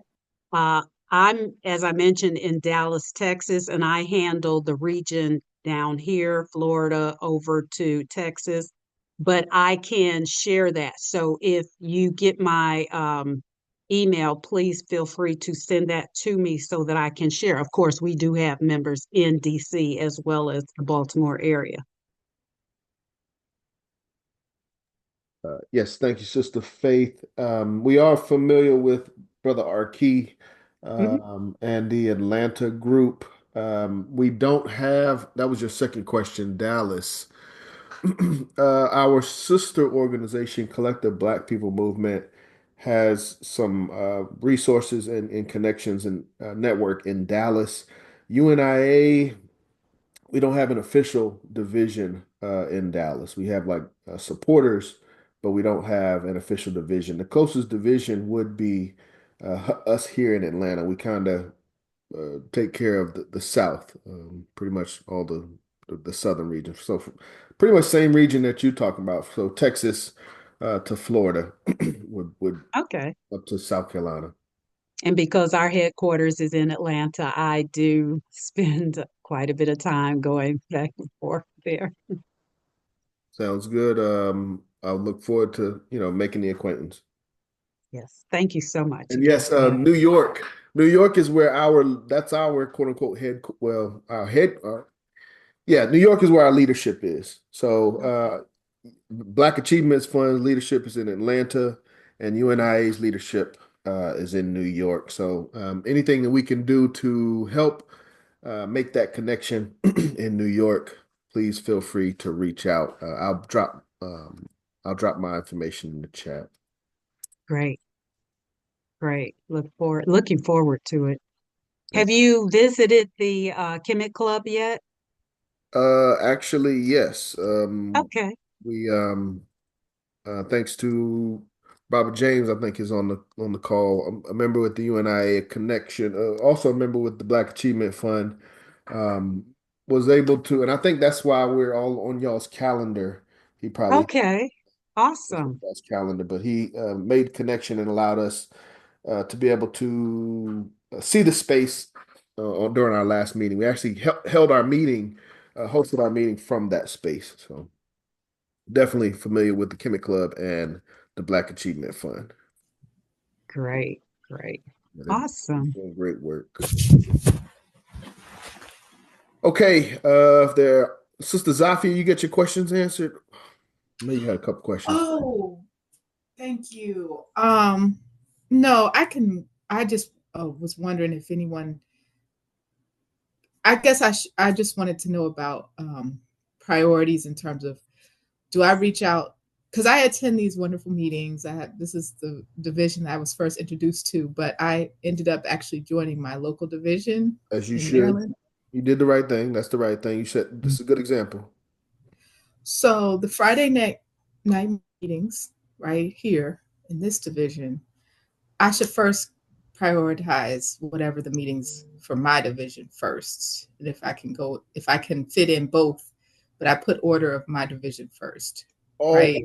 Yes, always prioritize your local division. Okay. It's good to, and we record our meetings. If someone could put our YouTube in the chat, please. That's always available at a later date. But, what you're getting from us is good information. Yes. But when it comes to implementation, that should be done, grassroots, boots on the ground where you are. So, Baltimore, should be implementing a Black Cross Nurses African, and y'all doing a great job with the African Legion. Okay. Chicago, should be implementing Black Cross Nurses African Legion auxiliaries. Philadelphia should be implementing auxiliaries. New York should be implementing auxiliaries. But all of us locally should be working and organizing. Okay, I'll find out what they're up to first, but then ultimately for the internal work projects and stuff, we could have programs across divisions like Black Cross. Okay. Yes. Thank you. That's joint collaborative programs that'll usually go through your president. Your president and your president. You have a great president, Minister of Information, President Everett Winchester. Absolutely. He's got a great relationship with us here in Atlanta. He's got a great relationship with Chicago and Philadelphia, New York. So I would think that collaborative programs wouldn't be an issue based on the relationship, but I do know that he's been asking for some support, the legwork, so to speak, to kind of make things happen. So that's up to the local division. Okay, I'll reach out to him. Thank you. I'll ask him what he needs. Thank you, Sister Zafia. Great questions. All right. Any other closing questions on? Thank you, Dr. Shams. Thank you, Dr. Shams. Man, I'm gonna hit that heart button. Any closing questions on Black Cross nurses before we move to member share?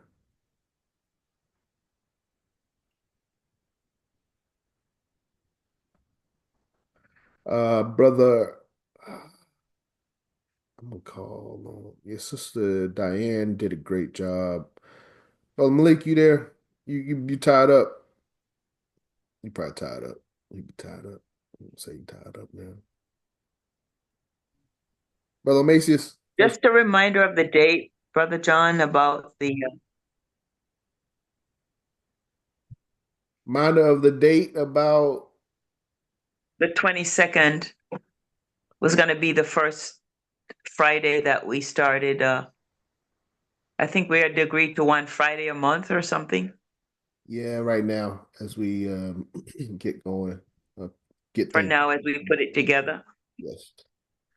Okay. Let me find my executive meeting. Where's that at? Yeah, executive meeting. I'll share that briefly. What we got for a brief calendar. Then we'll go to member share. Start with officers. Well, no, I don't know. I'll save officers for the end this time. It's been a long meeting. Got some guests on. Everybody may not be able to stay. Long, beautiful meeting. Always a pleasure. Thank you, Sister Desiree. Today we are in November. Okay, so 11/3.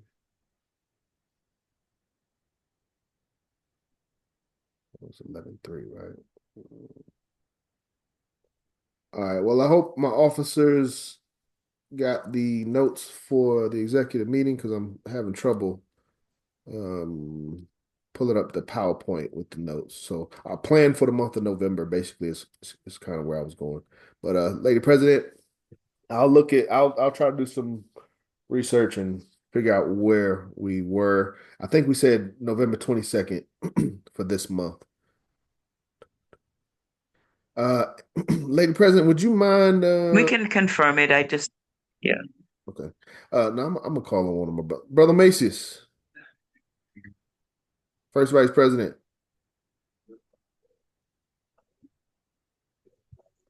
See how they be doing.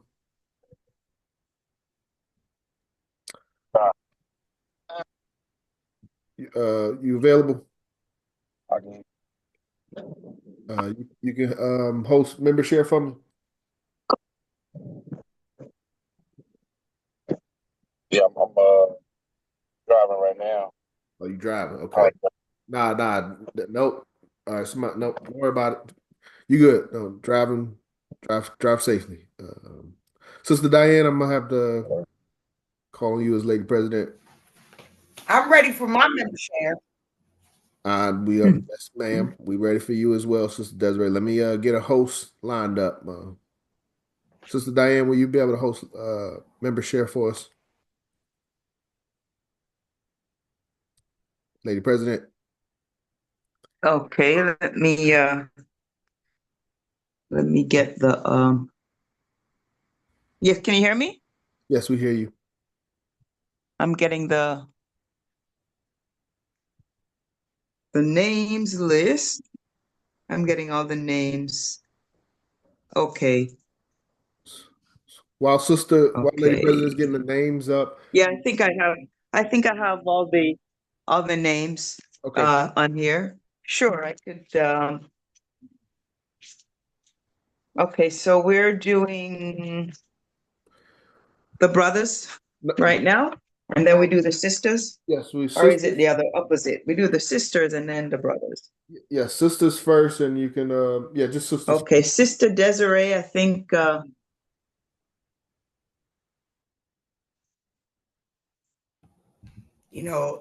again, they turn around, they separate us. What does it matter? Sisters first, brothers first. The thing is, who has the passion in their heart? All right, so I'm just going to read something from Higher Ground, and this was written by Dr. Baruti, that's also in Atlanta. And he says, warriors stand, reminded to always know that what your ancestors couldn't do for you in life, they can do for you in death. Call on them whenever fear, apprehension, confusion, or betrayal appear. Let the ancestors in. Call on them for guidance and assistance. If the spirit exists, we know that it does. And then what you ask of it comes. But unless you call out, who will be open the door? Right? So, and that goes into the power that you have within inside of yourself, because all of us as carbonated, melanated people, we do have the power, and our ancestors dwell inside of us because we are our ancestors. You know, we are here to finish the job where they already began.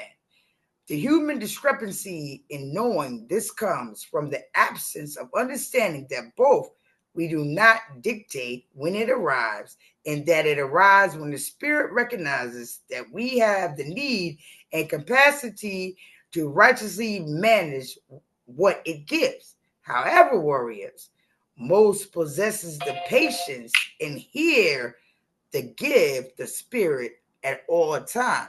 So that means through that, and that goes through the meditation, whatever, you have to silence down with inside of yourself to actually hear what the ancestors is telling you, right? And it comes, and he said the work comes from those, and we will do our best. And I just want to give shout outs to all my brothers and sisters on this call, and especially with the sister at the BAF. We need you on the team in the UNIA. And Georgia, Georgia is lit. They doing it, but we need all of us to unify and come together. And I just want to give blessings and honor. Yes, I saw that fist, Jonah. That's right. We need you here. And look, if Georgia says no, you always got a home in D.C., okay? But anyway, Georgia is not going to say no. President John loves, I'm not saying, I don't want to think that and say all the women, but he wants an involvement, and he know we need to do more. And I see what you guys are doing, and it's beautiful over there. And I'm just glad that you decided to came on the call and want to be a part of the UNIA, because we need the all. Anyway, that's all I have to say. Just giving love and peace and greetings to all my brothers and sisters. Thank you, Sister Desiree. That was beautiful. We are our ancestors. That was awesome. One comment. Okay. May I say one comment, Lady President, before we continue? Great job. Yes, go ahead, please, brother John. Thank you. Great job, Sister Desiree. I forgot I didn't do ground rules when we started the meeting, but there hasn't been an infraction or anything like that. But ladies, sisters, don't give out your personal line. We prefer you give out a business line or an email. When you do have an opportunity to share, please keep your comments limited to 3 minutes. And I missed the opportunity to tell you to remind you to take notes when you are given the opportunity to share. So that's all. I think the big thing at this point is try to keep your comments limited to 3 minutes. Lady President. Okay, thank you for that, Brother John. So next we have Sister Amina. Sister Amina, are you on the call?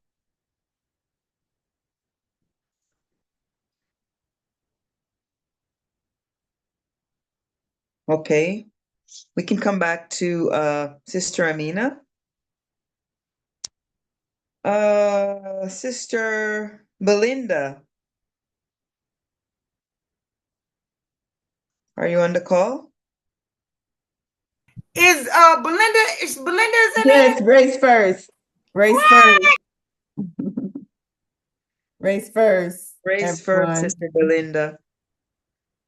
Good Membership. evening. Good evening. Good evening. At this time, I don't have any comments. Okay. Look, President Diane, don't let Belinda get away with that. She does have comments. Come on, Belinda, give it to us raw. Okay, I'm gonna pass for now. I'll come back if it's anyone else on there. We can come back to you, Sister Belinda. Okay, Thank you for being on the call. It's great having you on with us today. Let's see. Lady President, again, ma'am, another brief interruption. I apologize. You're breaking up a little bit, Brother John. Say that again. I said another brief interruption. You broke up a little bit. Say that again, please. I said another brief interruption. I apologize, if I may. Goodness. Am I breaking up? I don't know if it's my phone. Okay. I just wanted to remind members, as well as brothers and sisters, that they can make a contribution if they would like to either become an active member or just make a contribution to the work that we're doing here in Atlanta. PayPal is a great way. Cashapp is a great way.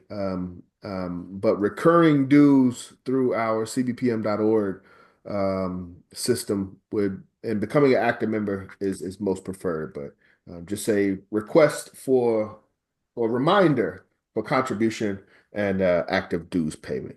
That's all. Thank you, Lady President. Back to you. Okay. Thank you for that, Brother John. So next we have Sister Cicely. Her member share. Sister Cicely, are you on the call? Yes, this is Sister Cicely. Hi, family. Race first. I am happy that I was able to attend mass meeting. It's always a pleasure. Happy to see all the new faces. And I'm really interested to hear more from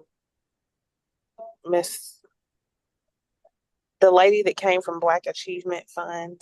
I just looked up the website. I see you doing great things. Big ups.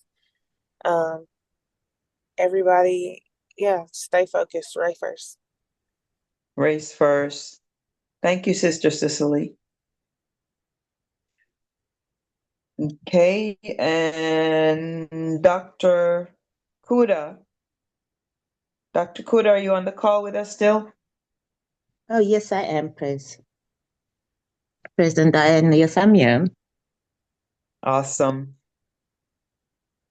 And did you? For member share, go ahead, please. I just want to say thank you for the wonderful presentation on the Black Cross nurses. I had the opportunity to go to Mama Henrietta Vitton Davis's grave with Dr. Zafia. Or Henrietta Vinton Davis. Okay. Yeah, I had the opportunity to go to her graveside. Okay. And, just put some prayers there and ask for blessing.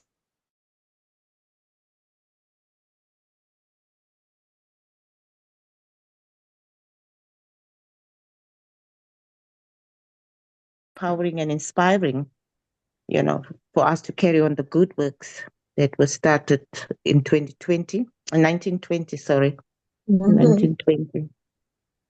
And thank you to President John also for the presentation that he brought, that we all had a chance to read a line or so. It's very enlightening, it gives us a clearer picture of what was done before and where we're supposed to be going. And thank you to all the members who contributed to the presentation, because it just enlightens things and, make a person understand better. And Sister Desiree, you inspire me a lot. I love your energy, and I can see that we're going to do great things together. Thank you so much to everybody for contributing. Thank you. Thank you. Thank you, Dr. Kuda. I second that. That's amazing. Thank you so much. Okay, and we can go back to Mama Amina. I thought I heard her coming back on the call. Are you available, Mama Amina? Yes, ma'am, I am. Thank you so much.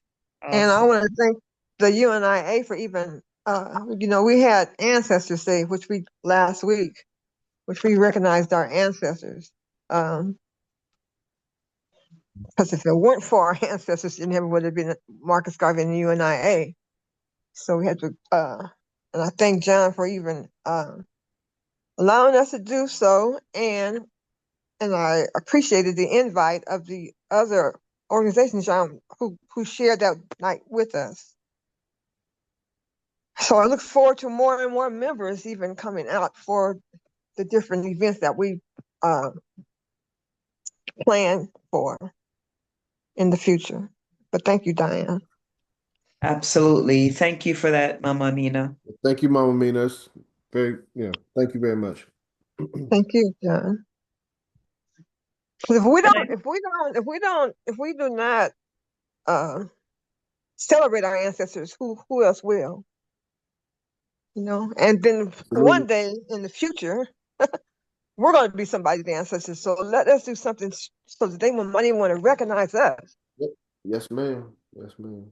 And if we're not, if we're not celebrating our ancestors, what are we celebrating, or who are we What celebrating? are we celebrating? That's right. We Without a doubt. Celebrating other people's ancestors, and For sure. Made up people that don't even exist. But that's a whole nother story. Don't even exist. And I wanted to share, I read something about a sister, but this is way back in 1917 or 18, one of those 2 years. And these people, this happened in Georgia. The sister's husband, she was 33 years old, 8 months pregnant. They had these crackers down here had hung her husband. And she complained about it. Because she did, what did they do? This happened in Georgia. They hung her too. Didn't matter if she was 8 months pregnant. Then they took her baby out and stumped the baby. Do you understand? So that attitude, do you know that it still exists here in this United States of America? So for sure, Garvey was a godsend for us. And it would have been our grandparents, our great-grandparents. You understand?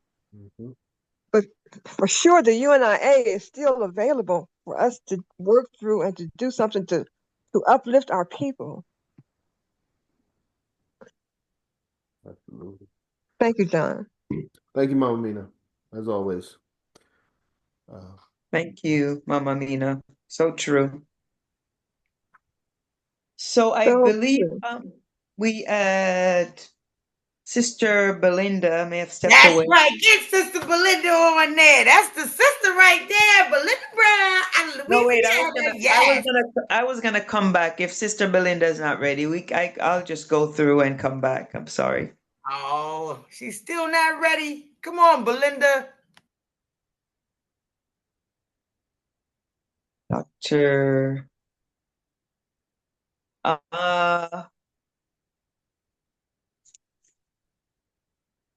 Let's see here. President Diane, don't forget, Sister Belinda was just in DC. We're gonna come back. We're gonna come back. Look, they were just in DC. They had that big rally there. I know she wants to talk about that. That was successful. She did all that stuff on her own. Okay. Yeah. I have Harlan. Is that Sister Harlan? Or no? I have No, she's talking about Belinda Parker Brown. No, I know, but I was gonna come back to Sister Belinda and just kind of go through the list. Greetings. Greetings. Yes. Greetings. Can you hear me? Sister Harlan? Yes, I'm here. Greetings, sister. Good to have you on the call with us today. Yes. Miss Diane, I wanted to let you know I got a midwife. I know a beautiful sister, and she's a midwife, and she be good for you to build with straight up here in Atlanta. Oh, beautiful. And I could connect you with her. She's a very sister. You hear me? Very beautiful. Oh my gosh, that'd be awesome to have her on the team for sure. Yes. Yeah. She know what time it is because she know what time it is because me and her was speaking like these women. I want to do a women empowerment. Women need to be taught. To be told to quit having their babies in that hospital because they killing the Black women in the hospital. So we won't bring other nations through here. They don't want us to birth them nations, you know. And it goes back what a sister was talking about. We weren't supposed to have our babies on our back. You right. We were supposed to squat. That's why we so much in pain. If you would have squat, we wouldn't have been in pain like that. Our babies would floating, sliding out. So, yeah, I got a midwife I would love to connect you with. I believe y'all can really build together. Awesome. And Definitely. And Diane, there may be a Black Nurses Association who we can work through. And John, I think maybe your wife would know if there was such an entity in Georgia. You think? Huh? Well, this Yes, is I'm Black gonna look just into Nurses, that like, tomorrow meeting. excuse me? just like she was talking I'm gonna look about into that. squatting, and that goes back to the corporation again. See, we have a difference of what's going on because the corporation, they are obligated and they sign that paperwork. Just like, when I worked for the post office, right? I had to raise my hand up and say that I defend the post office or whatever. So the thing is, they turn around and do that same thing when you become doctors, lawyers, or whatever. That's why you got pro bono. That's why you got doctors, they have to work in clinics and all kind of stuff like that. So you have to understand, when they sign a name with the corporation, it's not about wellness, it's about death. And we know that. But if those sisters who are Black nurses have gotten together and said, we're going to form a Black Nurses Association, then they're going to be working to make that association real. So they might be working in some corporation. I was supposed to work it myself, and a union president. So I know the value of that job and the things that we did. But Well, if that's there is a why Black Nurses, if there is President a Black Diane Nurses, is forming the Black Nurses Association, so we don't have to be on the. Once she gets all that situated, we're not going to be under the corporation. We are not. I think President John read it and saying that we don't have to follow everything they say to follow to get certified. We can still be certified and don't have to be a part of the corporation. You know what, Sister Diane? I got another sister to connect you with too. She got a smoke shop here, but she actually is a herbalist, okay? And she was right hand with Nipsey Hussle. Her and Nipsey Hussle was Oh my pushing goodness, that would be amazing. Dr. Savvy's work. That would be amazing. So you can send the midwife information and this herbalist. Yeah, but listen what I'm telling you. What the other one I'm telling you, I'm gonna have to connect her. I'm gonna get you connected with D. But D was pushing Dr. Savvy stuff out with Nipsey Hussle. That's why when people be telling, that's why I really know how Nipsey Hussle got killed. This is really my real good friend, and she was right hand with Nipsey. And the reason why and that's why I be looking at people and they be thinking Nipsey Hussle got killed over nigger shit, and he didn't. Nipsey Hussle, I know, but I need to hit D up, and I will try to network with y'all one-on-one. Absolutely. Absolutely. And that's so they wanted to seem like it's just frivolous gangster stuff when it's really more sinister than that, So no, because you know how we cross paths. She asked me, her mama connected us. And she actually original Black Panther too. She a Black Panther. So her mama connected us. And she asked me, this is how we got, she tried to figure me out, because people say stuff to figure you out. She asked me what I think about Nipsey Hussle's death. I said Nipsey Hussle was the generation of our Fred Hampton. Nipsey Hussle was Fred Hampton. He was bringing unity in the Rainbow Coalition. People don't know what Nipsey really was doing. And that's why they killed Kobe Bryant, because Kobe Bryant was built with Nipsey Hussle too, and they don't know that. That's because they killed him around the same time, and they crucified him at the same time, just like Tupac and Khalid Muhammad. They crucified them at the same time, But that is absolutely right. Right. That's why I say Farrakhan kick rocks. Everybody want to follow him, but don't want to follow the truth. If anybody follow Elijah Muhammad and Khalid, follow Elijah Muhammad and Farrakhan, I raise my eyebrow at you, because at the end of the day, you ain't about the revolution if you ain't about the truth. You lying to yourself. And you're lying. I would disagree on that part, because you have to understand that when we had bad communities in Washington, D.C., The Man, police I'm gonna would tell you even what, help. Elijah Muhammad didn't do nothing for his followers. You understand that? Well, He the didn't Nation do of Islam he turned didn't do around and nothing from cleaned up his a whole followers. He was neighborhood. stealing. Listen, Elijah Muhammad was Sisters, stealing and robbing from Okay. his followers. All right. Marcus Garvey did more for any leader that I ever knew about for his people. I think it's all Marcus about a Garvey, balance with everybody man, inside of Elijah you. I think Muhammad that ain't our got no brothers and balance. He was sisters screwing little sisters. girls. He was doing like Thomas Jefferson. Elijah Muhammad was just all right. Okay, please don't make me have to remove people from the room. We are all adults. This is organization. This is what Mr. Garvey said. The greatest weapon used against our people is disorganization. And that is what this looks like when we come together and we can't observe decorum. That's disorganization at its finest. This is we're not even in the same room. This is a computer. All you gotta do is push a button, mute. That's it. And you're automatically 100% in decorum. Thank you, Russ. Race first. First. Sister Belinda, go ahead. You have the floor. Race first, Brother John, President John. I really appreciate that because not only that this is a computer, you know, these people are listening to us, you know, and that's how they pit us against each other because they're listening in on our conversation. But I want to take my 3 minutes to share of where we are now, especially here in Louisiana. The first thing I would like to you know, ask my family that here in Louisiana, we need help. We need help. And I'm organizing to mobilize people to come and unite and stand with me here sometime in the year of 2025. So I'm hoping that everyone can put that date on their calendar as soon as I can come up with it, probably within the next before the end of the year. We're going to be having a legislation session in regards to thousands of people that have been wrongfully convicted that's lingering away in these hellhole prisons and jails here in the state of Louisiana.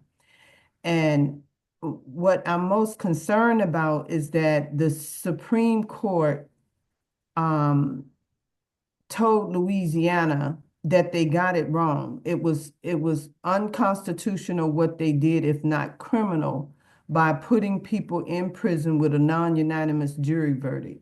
You know, this is national news. You can go and Google it. My concern is that I'm uniting and organizing and mobilizing people to come together to stand with us here in Louisiana for the freedom of these individuals. And it's so important right now because of the fact that a lot of the people that are in these hellhole prisons and jails are innocent people. You know, it was a plot. It was a scheme to put them in prison and make slaves out of them. And now I'm finding out not only that they wanted to make slaves out of them, I'm finding out that a lot of these people have had their wealth inheritance stolen away from them.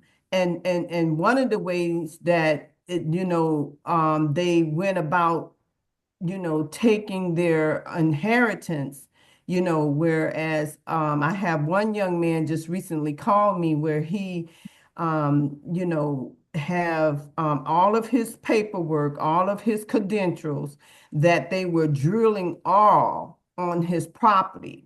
And I mean, to the tune of millions, is not, if not billions of dollars. And they put this man in prison on some fabricated, concocted information just so that they can steal his mineral rights and take away his wealth. And he's crying out for help now. So I just want to say that we're in a war, and this is time for us to unite and come together. We have to do this in order to help our children and our grandchildren, no one else is going to do it for us. We're going to have to, we have to really make up in our mind that, our fight is not amongst each other, and it's not about what they're doing. It's about what we're going to do. And right now, I'm asking President John, at some point in time, I want to put it on our calendar that we will organize and unite with coming to Louisiana sometime in 2025. Thank you for allowing me to share. And thank you so much for sharing, and I agree. Before Sister Belinda, I thought you wanted everybody to come down there April 25th. Is that not correct? Yeah, we're looking at that date right around that time. Thank you, Sister Desiree. Absolutely, but we have not confirmed that as of yet. So I'm going to be working along with some of my administration to confirm that date. And as soon as we get it, we're going to let everybody know. Yes, and thank you for that. Sister Belinda, it's a problem and it's nationwide. There's a lot of non-unanimous jury verdict and a lot of wrongly incarcerated Black men in prison. And it's all the agenda of destroying the family. And sometimes it goes even deeper and more sinister, as you're talking about this gentleman's mineral rights being stolen. So it's really it's something big that has to be addressed.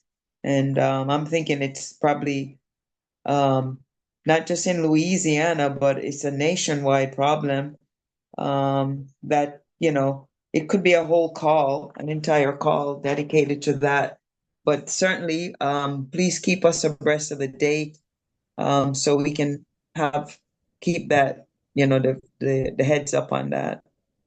One more thing, if you would allow me, I want to also, if it's anyone that knows a good attorney that can that understand secession and mineral rights and that information, to contact me, because we do need a really good attorney for this young man. So what about Malik Shabazz? You want to use him? With Afro descendant, you don't want to use Malik Shabazz or the Black liberation attorneys? Nope. I'm not familiar with them, Sister Desiree, but if you suggestion that I can reach out to them, I will certainly do that. But I do know that they do have to have, a real clear background or understanding about mineral rights and also secession.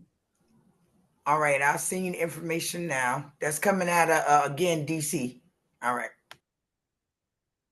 Race first. Thank you. Thank you, sisters. So we were on the topic of talking about herbalist, and I think Brother Naji's on the call, and his wife, I don't know if she's on the call as well, but she's a herbalist, so I was gonna give her the floor if she's on with us, Brother Naji, so she can, talk a little bit. No, she's at work. So yeah, she's not available at this time. Okay, thank you for that, Brother Naji. Okay, all right. So let's see. I believe Dr. Zafia. One love. One love, Doctor. You have the floor to remember chair. Oh, thank you. Greetings, everyone from Maryland, Hagerstown, Maryland. I'm a member of the division, the only Maryland UNIA-ACL division, Division 106. They rooted in Baltimore, but it was my closest jurisdiction.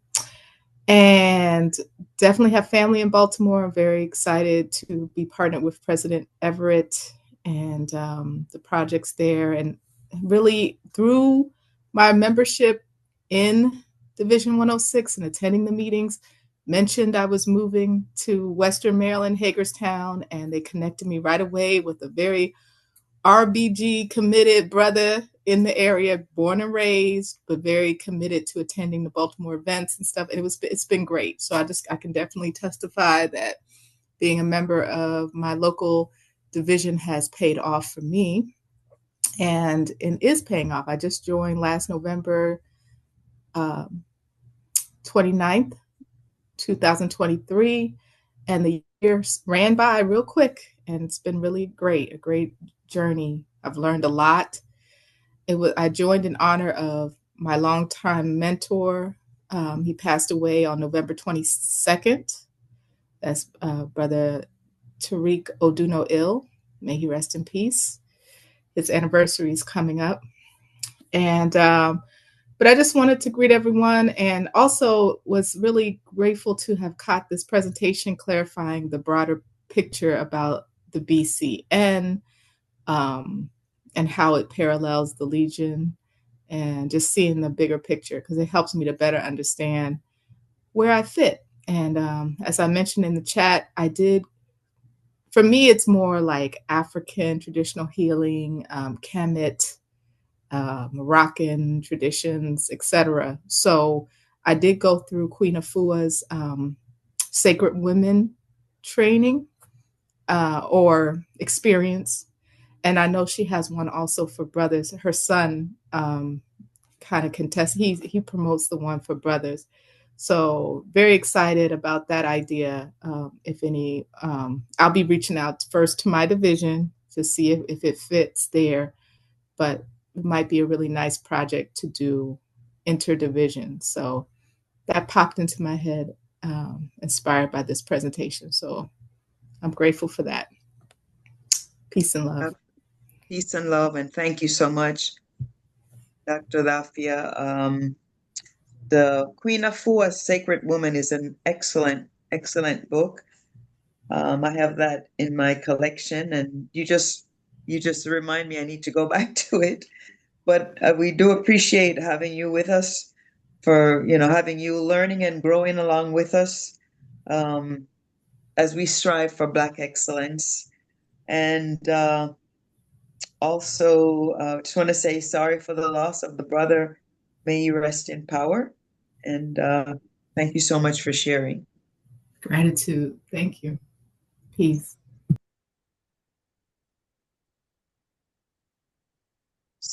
So I think I went through all the sisters, but if I did not, any sister on the call that I've not called on, please feel free to member share with us if you desire to member share. I got something. Is Sister Belinda still on the thing? Because I'm wondering if she can come on Black Talk Radio tonight.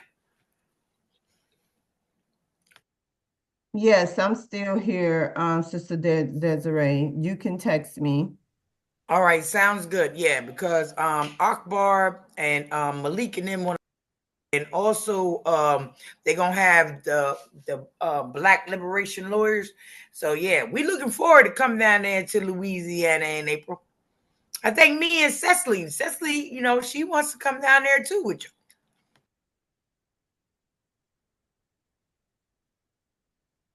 Awesome. Okay, thank you for that, sisters. So moving right along, we've got Brother Ross Marvin. Are you on the call today?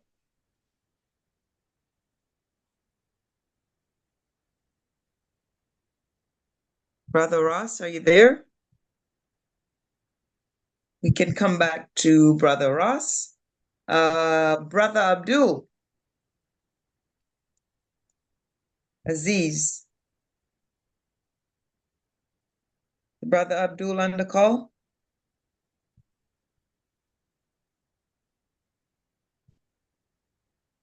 Okay. It looks as though they're all muted because I see Brother Ross still on there. Brother John, is it? No, they probably stepped away. Brother Abdul, Ross Marvin, are you there? Okay, so we can come back. Yep. In case they stepped away. All right, Brother Andrew.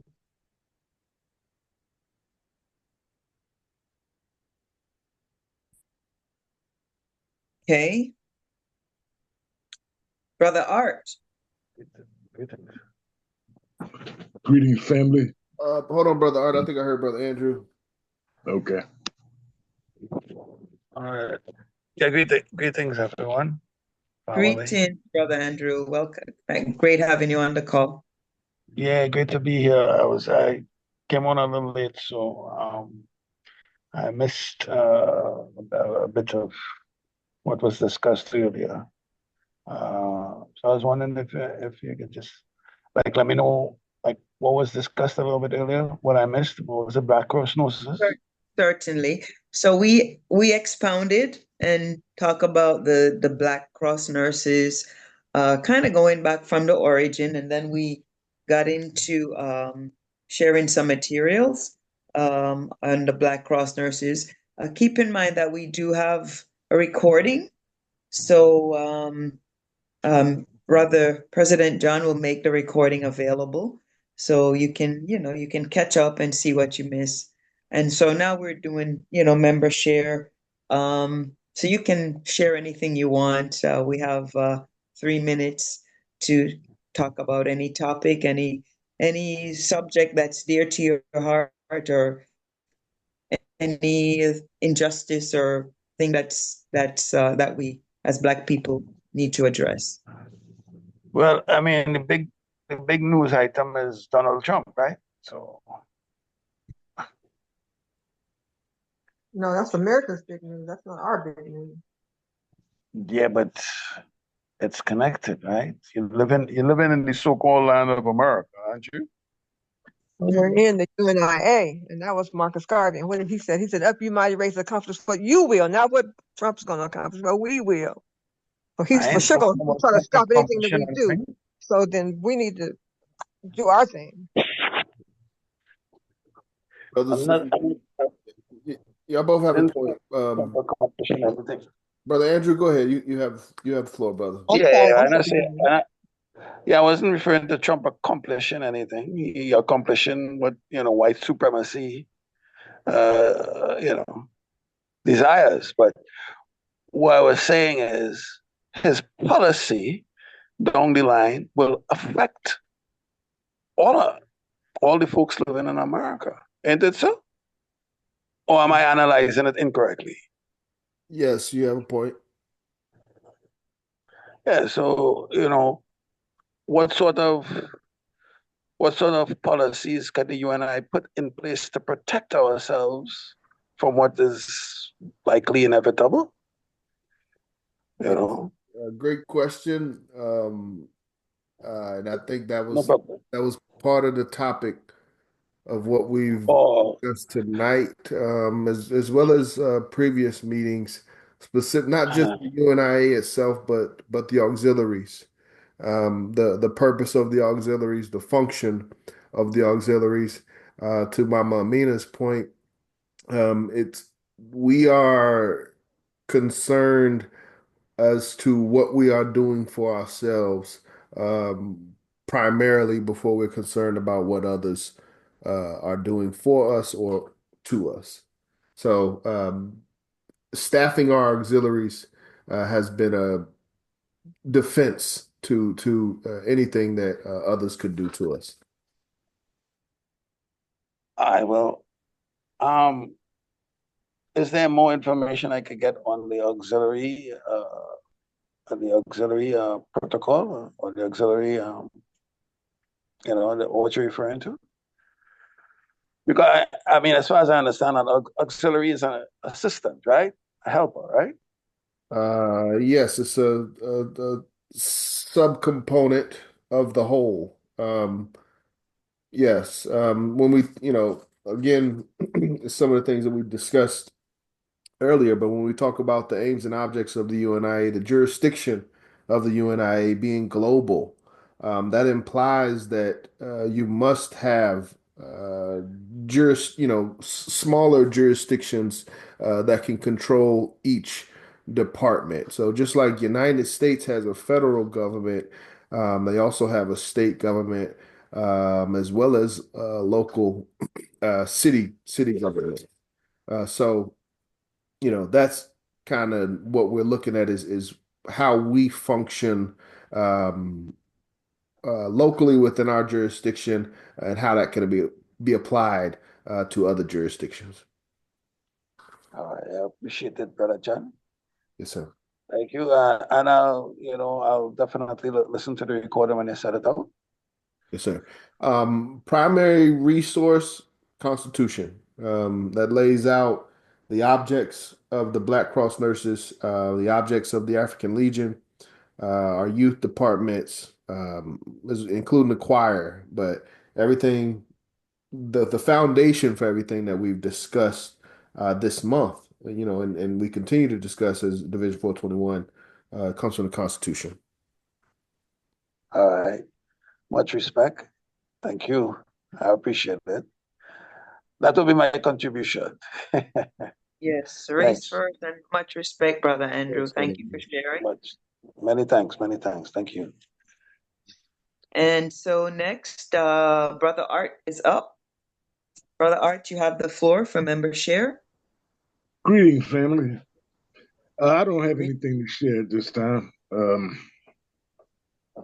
Greetings, Brother Art. Thank you. Thank you for being with us. And race first.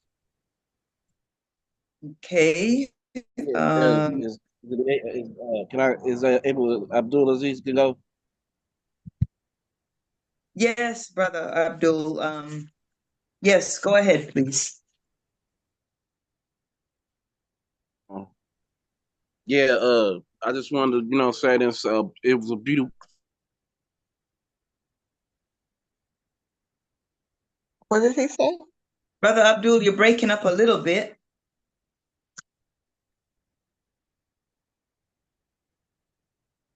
Brother John, is he muted? 1 second. Yeah, Brother Abdul, you're muted. Brother Abdul. Okay, I got it now. Can you hear me? Yes. Yes, sir. Okay, yeah. I was saying it was a beautiful conversation tonight. You know what I'm saying? I enjoyed it. I want to connect with your brothers and sisters as much as possible. So, when you get a chance, get in contact with me. The Black Clan down in Indianapolis, maybe we can get together and work on some things. Inshallah. And race first. Race first, and thank you for sharing, Brother Abdul. Are you part of the UNIA there, or you looking to be part of the UNIA? I'm already plugged in.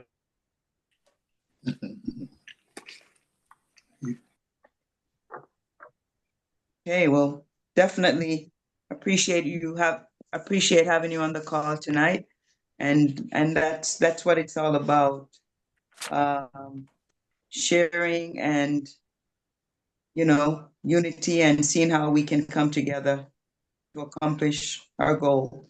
So absolutely, you can reach out to Brother John with any information that could be beneficial to us as a whole.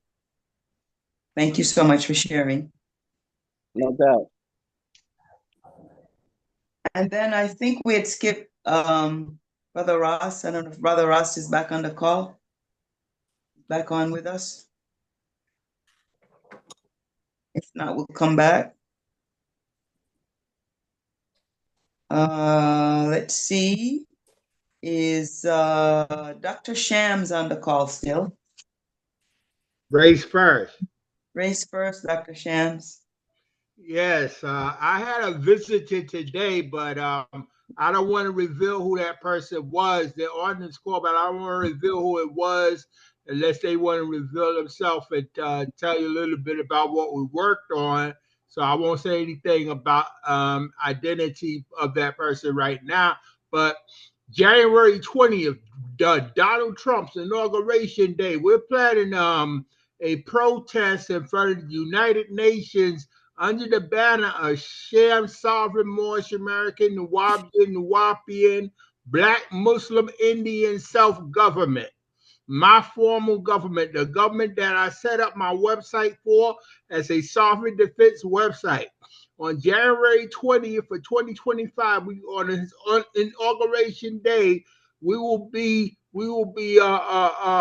distributing flyers, and I'm gonna post it on my website as well for those who want to help participate in the demonstration in front of the United Nations building on 41st Street, East 41st Street in New York, Manhattan.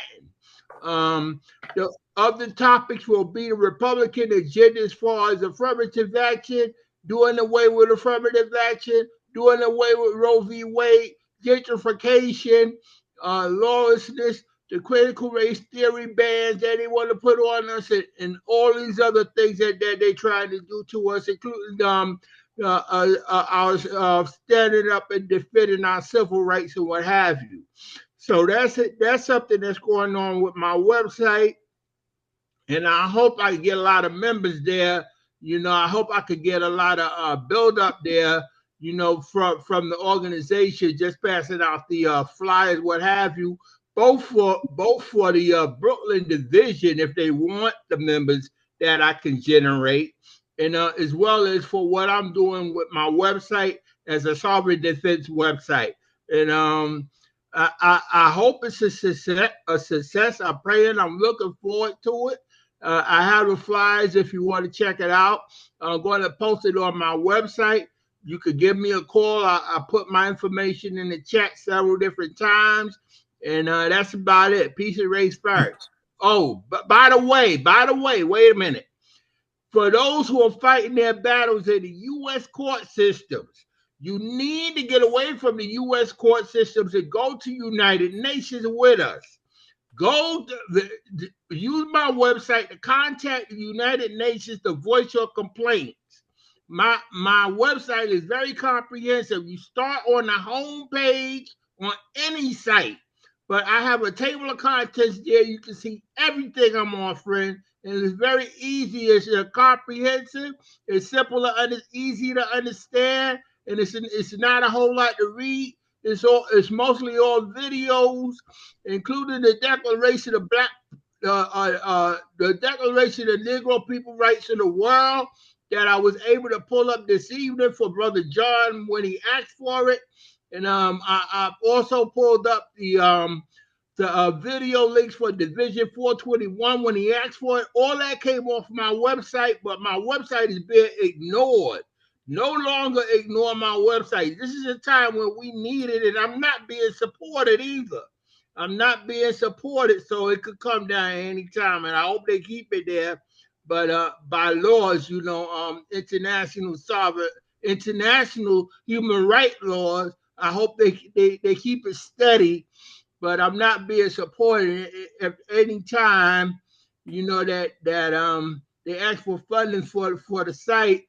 I put a store on there to try to help me out, get some extra dividends, some extra cash to keep myself going and to keep other things that I'm doing going. But I'm also going to become an Amazon seller. So I'm going to have an Amazon store in there as well. I'm putting stores on there now because, we're more responsive to the European as far as paying out for anything than we are for our own freedom, which is unfortunately the reason why God put Trump in there. God saved Trump's life, like he said, and he put him in there so that we suffer longer and harder, so that we understand how hard we need to work and how much we need to stay together and support one another. That's why he's there. But unfortunately, we should not take our complaints to the U.S. system. We should organize and go before the world in front of the United Nations with all the concerns and rights that we have being violated against us, so that we'll have a better defense when it comes time to defending ourselves, and Trump will not be able to get away with his Project 25 plan. Peace and race first. Peace and race first, Brother Shams. Thank you for sharing. Those are all some very important concerns real issues that cannot be ignored. So we can discuss amongst ourselves and see, how best to do that, and for the inauguration date, discuss and see from a standpoint of the division, how would we best handle race first. I have one other thing. The National Action Network, Reverend Al Sharpton's program, they go into Washington, D.C., which is a great mistake, because even in peaceful protests, Trump like putting the police and the military on peaceful protesters. That's why I'm not going to Washington, D.C. with them on January 20th. I'm trying to rally our people to go to the United Nations instead, which is a better area, probably more protected right now with the present administration that we have, and it's not a Trump event, because Trump they're going to try to do all they can to hurt us at a Trump event in Washington D.C. if we go there. But the United Nations is always a better way to go. Get away from this U.S. system. Deal with the rest of the world. Deal with the countries who have our interests at heart. And I have all the links for connections on the United Nations and other nations throughout the world right there on my website, Peace and Race First.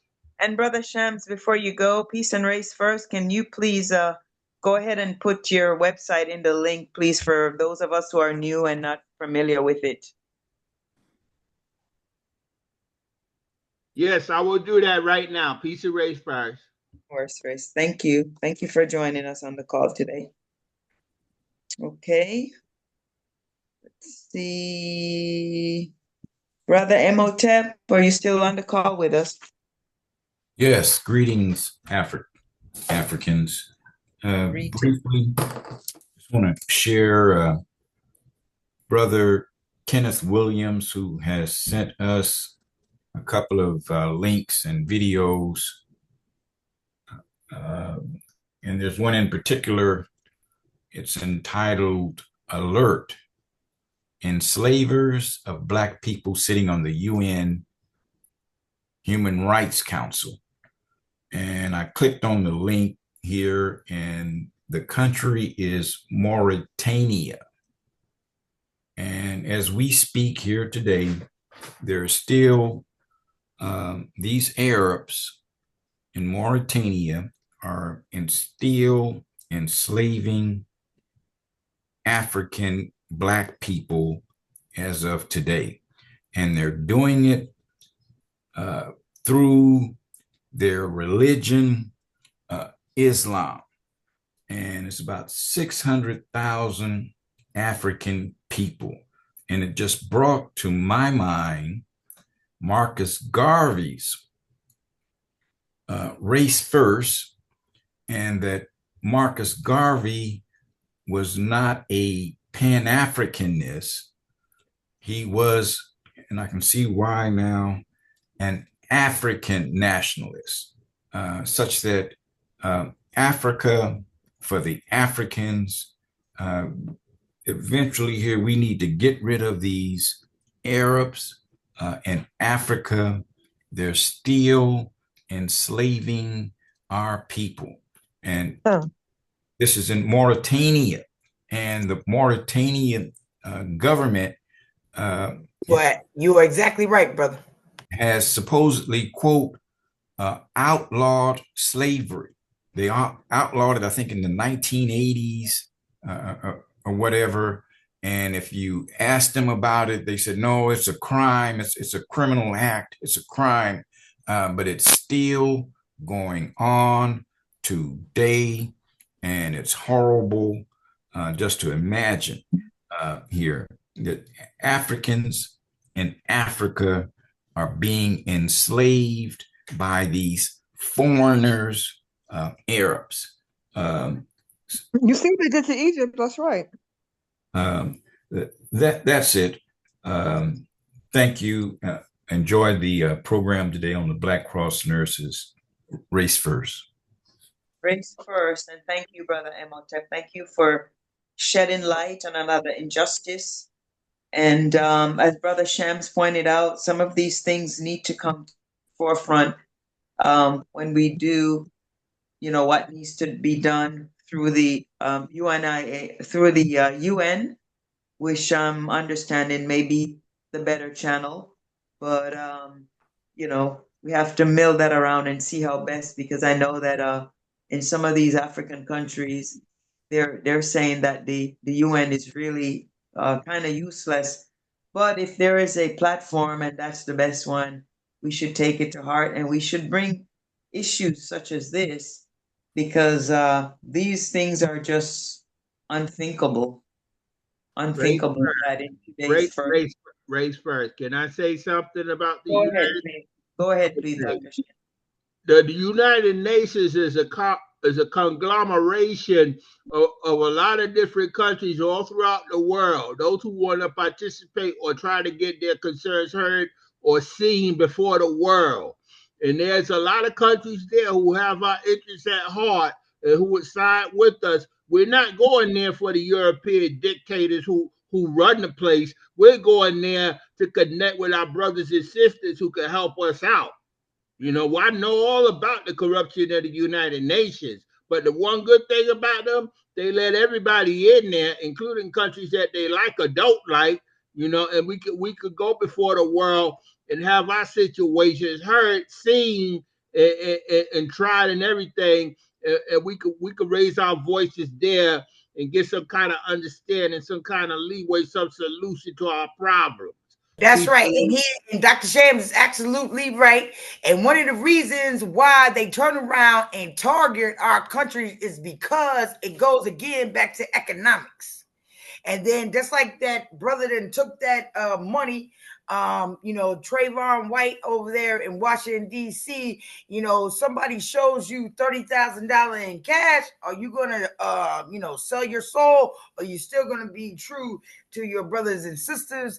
And it goes to the point that he goes out there and buy a Tesla. I mean, the retardation is the retardation. But the thing is that, it's the love of the money, and that's what they do with us, brothers and sisters. They turn around and they flash this money in our face, and then you're supposed to change who you are, take away your dignity, take away your right as being a brother and sister, just by giving, throwing you a few dollars, like you are a trick or a prostitute or whatever, because they're male prostitutes like they female prostitutes. The thing is, like, they can just hustle you like that. We're not here to get hustled, flim flam, bamboozled, or anything. Race first. Another thing is that they're going to be cutting off benefits. They're going to be cutting off Social Security, food stamps, welfare, maybe even veterans benefits. And the only way you go and make it is if you have a business of your own. I have business opportunities on my site too. Please don't continue to ignore my site. It's loaded with a ton of information on there to help us in all kinds of ways to achieve the goal of what Marcus Messiah Garvey had brought about many years ago, and with the help of my site, we could bring it back again. Peace and race first. Peace and race first, and thank you, Dr. Shams. I will make it a duty myself to get on the site and study it more. I've looked at it, but not really studied in depthly, and I'll make it my duty to get on the site and get more involved in that. And if you could again, you may have sent it already, your the website in our chat, that would be amazing. So thank you again, Dr. Shams, Sister Desiree, and Brother Emotep. And so let's see. Brother Naji. We haven't heard from Brother Naji. Brother Naji, are you still on the call? Yeah, I'm still on the call. I have nothing to share though. Brother Naji, thank you so much for joining us on today's call. Peace and race first. Okay, let's see. Did Brother Ross?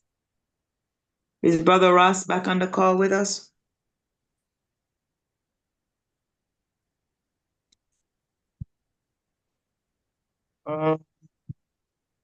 Is Brother Amacius still on the call? I know he was driving earlier.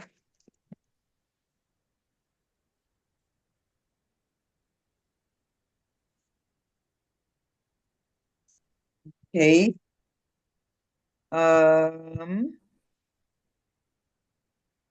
If I'm missing any brothers that I've not called on or any sisters, please feel free to member share with us.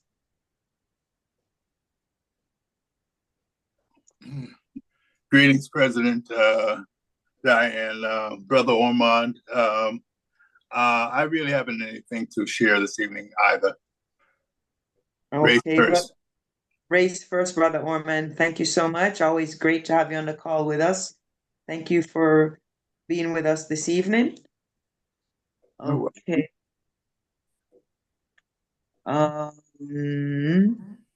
Let's see. I think I touched on all the names that I can see. Raise first. One other thing about ignoring the information on the site. Hosea 4:6. We all need to read that a couple of times because it says God's people are lost due to a lack of knowledge. Because thou hast rejected knowledge from thee, I will also reject knowledge of my children. Hosea 4:6. God is rejecting us because we reject the knowledge that he put out to help us. And we always finding something wrong with it. Bible is wrong, Quran is wrong, this is wrong, that's wrong, everything wrong with something. But what's right? The European? We better think again. Stop ignoring stuff and look into it. Peace and race first. Peace and race first, and thank you for that, Dr. Sham. Dr. Sham is actually right. So we do turn around and neglect everything that our ancestors has turned around and put in front of us. Because I tell you one thing, the Asar sect community doesn't have a problem with doing any fundraisers and raising money. So obviously we must be doing something wrong. You know what I'm saying? Our ancestors is upset with us for some type of reason. You know what I'm saying? Y'all have a whole building in Atlanta. Why are y'all not doing more to generate revenue for your organization? We have to turn around in DC because we don't have a building yet, and we use a Thorogood Marshall building. But the thing about it, we're working on getting our own building, but y'all got a whole building down there with space, with everything. And you should be making the money, having the meetings in there, having them speakers come in there and generate more funds.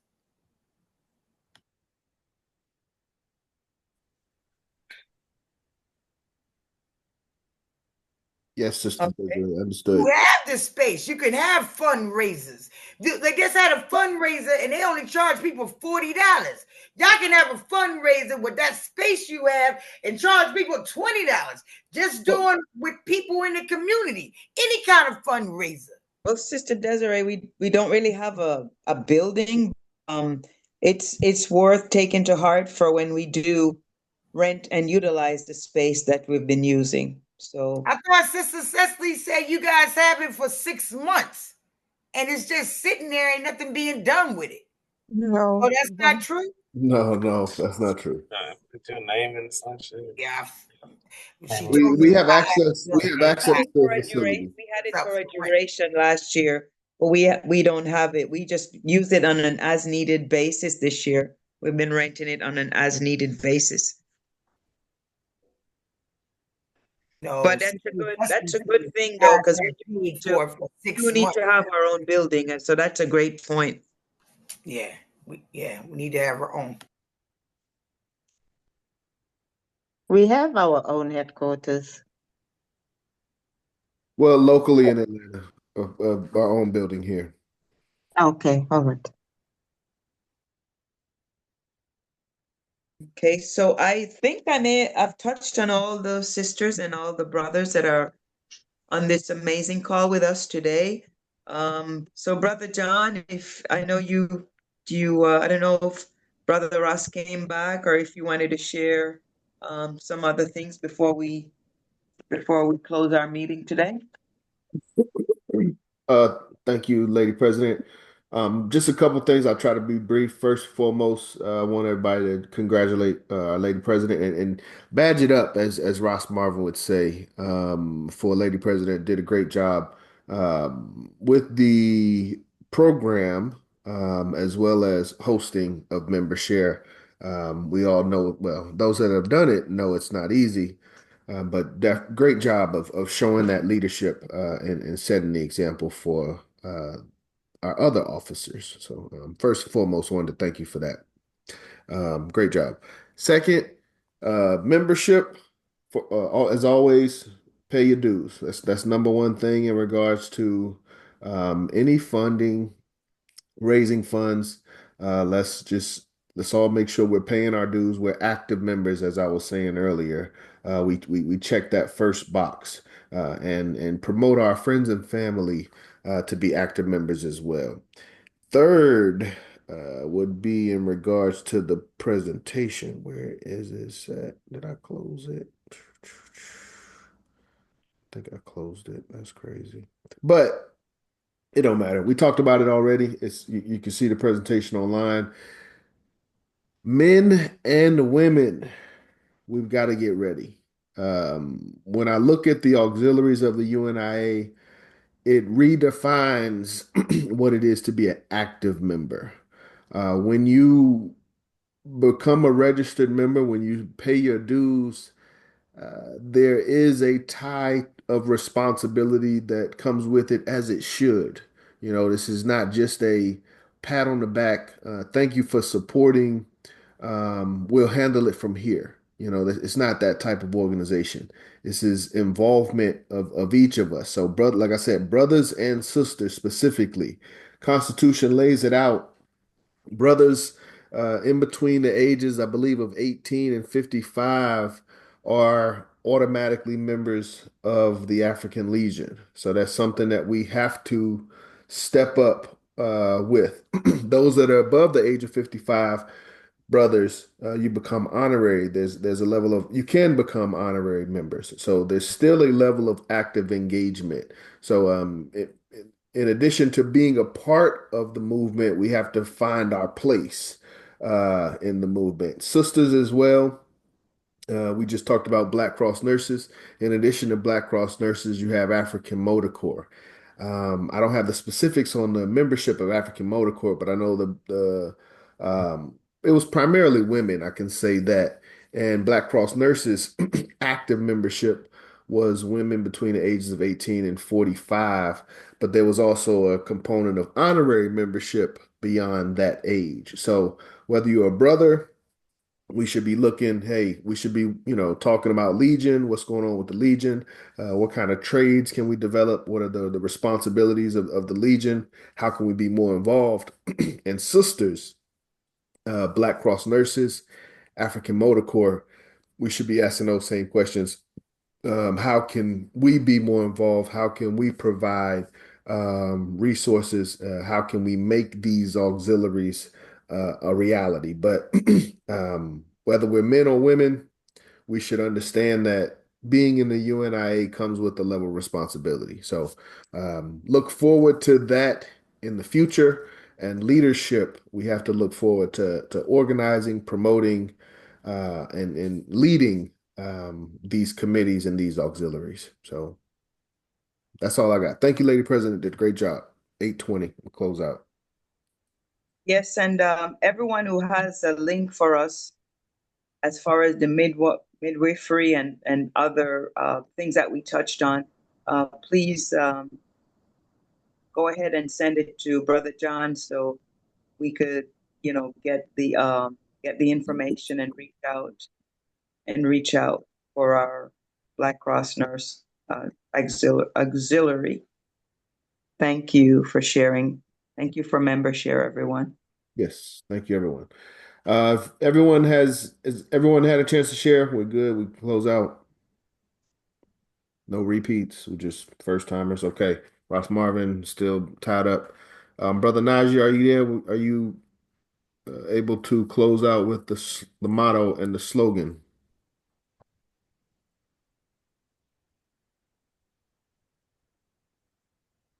Brother Najee.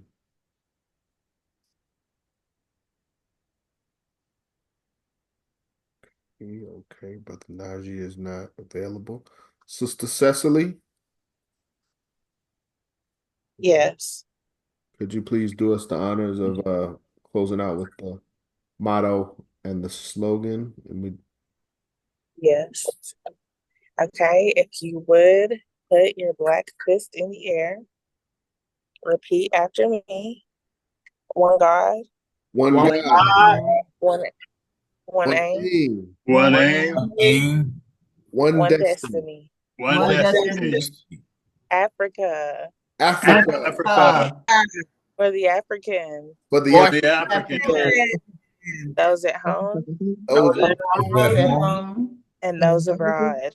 and those abroad. up, you mighty race, you can accomplish what you will. Let's speak it into existence. Up, you mighty race, accomplish what you will. Race first. Race Race first. first. First. Race first. One love. One love. Baby, Peace and love, Love. everyone. can't even Great call today. find- Be blessed.